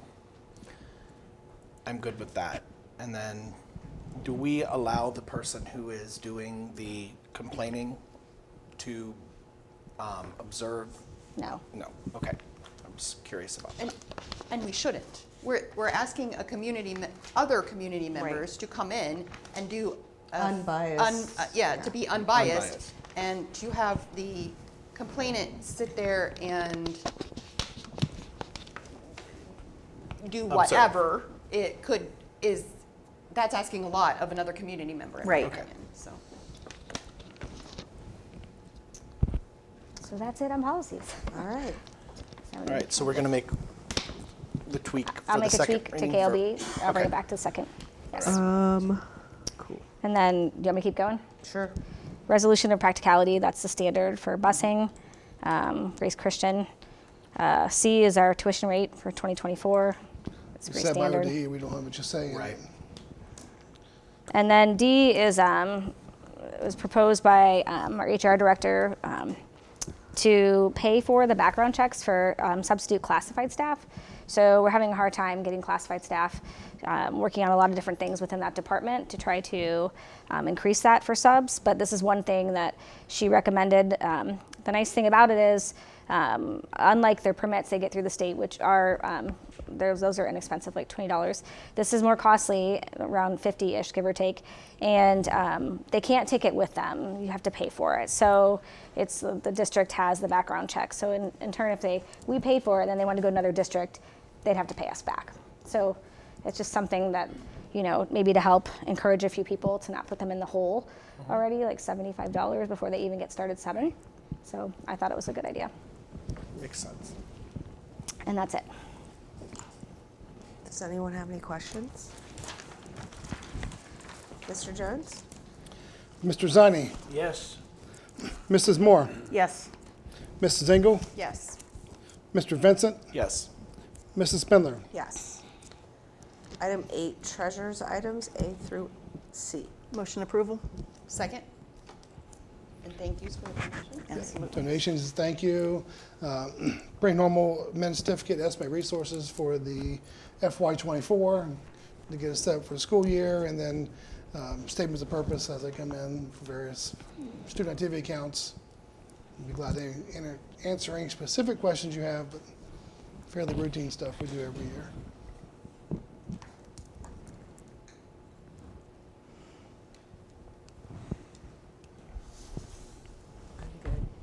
Mr. Jones? Mrs. Moore, Yes. Mrs. Engel, Yes. Mr. Vincent, Yes. Mr. Zani, Yes. Mrs. Spindler. Yes. Item 9, superintendent's items. Okay, the first item tonight, we could take one of these and pass them around. So on the side of the preschool gym is the large warrior head, and then the big empty space. Mr. Zaidi has been talking to me for quite some time about getting some sort of, message or Home of the Warriors or something put on that place. So these are between, and having conversations with some of you guys. The warrior head up. Yeah. Okay. So these are 4 suggestions made by various board members. So if you like the idea and you could decide what you want to do, then I could get working on that. So I don't know what thoughts you have, but I think it probably would look really nice. It's a big blink. Our options are Home of Warriors, Warrior Nation, Welcome to Warrior Country, We Are Warriors. Or anything else you may come up with. But that's what you've given me so far. So I like the first 2 the best. I like them all, but those are my 2 favorite. Mr. 1 was Mr. Zini's recommendation. I mostly like 2 because oftentimes people refer, like, especially in athletics, but I'm not picky, so. Number 2, I've never really heard that phrase. That doesn't come to mind to me. Home of the Warriors was what I thought of originally, because this is Home of the Warriors. I mean, it's self-explanatory, but Warrior Nation, I've just never heard that phrase before. So anyway, and I still think back in my 7th grade football team, and I remember singing on the bus at the top of our lungs going to a game up in Northridge, I think it was. We are the Warriors, mighty, mighty Warriors. Everyone, wants to know who we are and stuff. Anyway, that's where that came from. So The number 1, Home of the Warriors? yeah. Anyway, I brought it up to Dr. Perkins. I'd like to see something out there. I think it's time that we invest in some kind of signage and have it obviously written out, spaced, correctly. I don't know. Would you get a company to do that, or? Yes. Yeah. Anyway. Yeah, 'cause that's actually styrofoam up there. They shaped it and all that stuff, so somebody really? specializes in that. I knew that. But it's got to have some sort of coating on top. Yeah. Well, it's got a coating on top of it, but It's most of it's all great. done in styrofoam. Yep. I like them all. I'm fine with Home of the Warriors. I can go either way too. fine with it. Whatever everybody Number 1. Yeah. thinks. Everyone's Number good with 1. that? Yeah. Yep. Okay, awesome. Thank you, Roger. Thank you for And I will get working on that. spearheading that. Yeah. Okay, your community compass is coming around. This This will go out tomorrow to the community, there. for our parents. Once we get them around, I'll point out.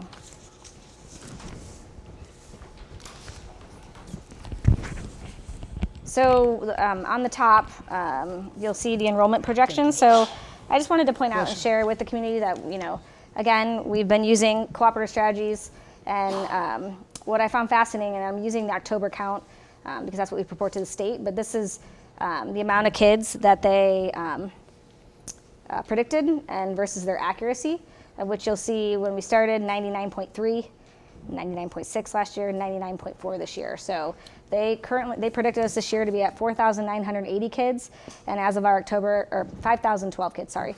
And as of our October count, we were at 4,980. So, I mean, that's 32 kid different. That's pretty. Yeah. They're giving us Pretty accurate. Pretty Giving accurate us some data. pretty great information. It's good information 100%. for 3 years of Yeah, I mean, it's a already. 3-year trend that we can now look at and say, okay, their predictions are pretty spot on. Yeah. So I think that shows the community it's well worth our investment with that company, and it will help us continue to plan as we move forward. And then also I just put down there a picture of Pataskala South Fork, A, to get the name out there, B, to kind of show people they're starting, and actually they even have more in this than when this Mr. Janelle took the drone picture for me. I was there Sunday. Yeah, it's crazy. And I was there Tuesday. And the difference know. between Sunday and Tuesday was just They are really working. window wells, and I was shocked how quickly this thing's coming together. Yeah, they're plugging right along. So, and on schedule, which is awesome. And then lastly, the last thing I put in this issue was an incoming housing development. So I'm really trying to educate everyone without throwing all 23 on at a time. Some of the big ones. So this is the High Point development at I-70 and 310. And it just shows what's coming. 322 apartments, 92 condominiums, 94 patio homes, 161 single family. So everyone needs to be aware. It's coming, we're growing. So I thought this was a big one to highlight because it's one of our largest ones. What, do we know a timeline on that? No. As far as like when it'll be finished, no. When will they start? I'd have to look at the spreadsheet. There's so many of them. It's water, or it's sewer. Right? Yeah. Right now it's sewer. They're waiting for that, and that sewer plant's not going to be done until next year. So speaking of aesthetics, after the meeting last month, I've been thinking about this, and I was like, and this is the first time I've seen it in print, so I'm just going to throw it out there and see what you guys think, whatever. But we went with the name Pataskala South Fork, which that's not, to me, visually, it needs a hyphen. Am I being too picky? Maybe, I don't know. I don't know. Probably. I'm going to say yes. All right. I mean, I don't know. no, don't be sorry. I think in the end, most of the community teacher staff are going to end up calling it South Fork anyway. Right. I would agree.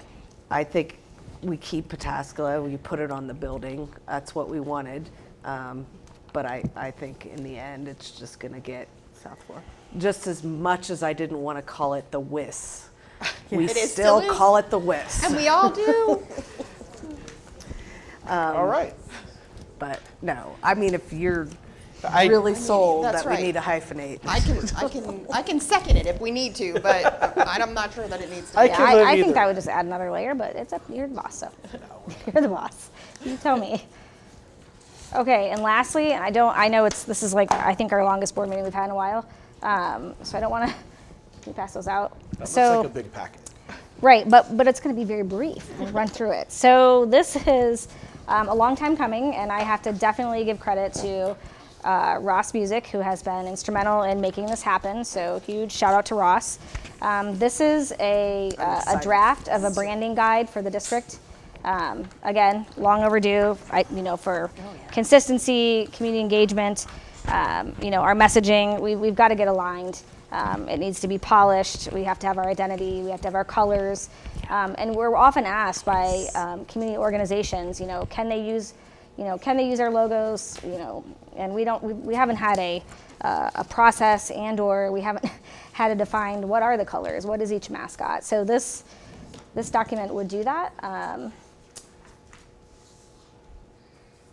So I think it's pretty, it's down to even like the fonts. fantastic. Yeah, it Yeah, is. it's It's really like good. to the actual color codes of Yeah. the black and the gold. Yeah, it's really well done. So I definitely think this is something we need to.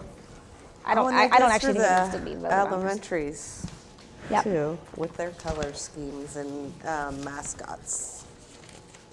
Yeah, this is, So if everyone, I mean, I don't think there's anything not to like per se in here. If everyone's, once you take a little perusal, then I can I get. mean, not to point this out, but there's a random strike through on the Y of Brittany's This is a title. draft.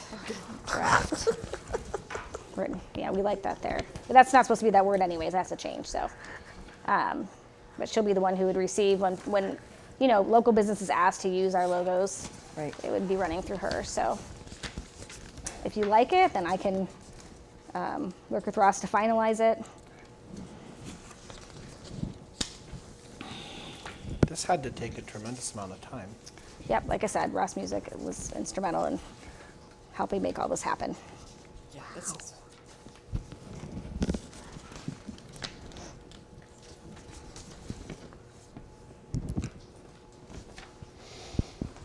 I like it. I do too.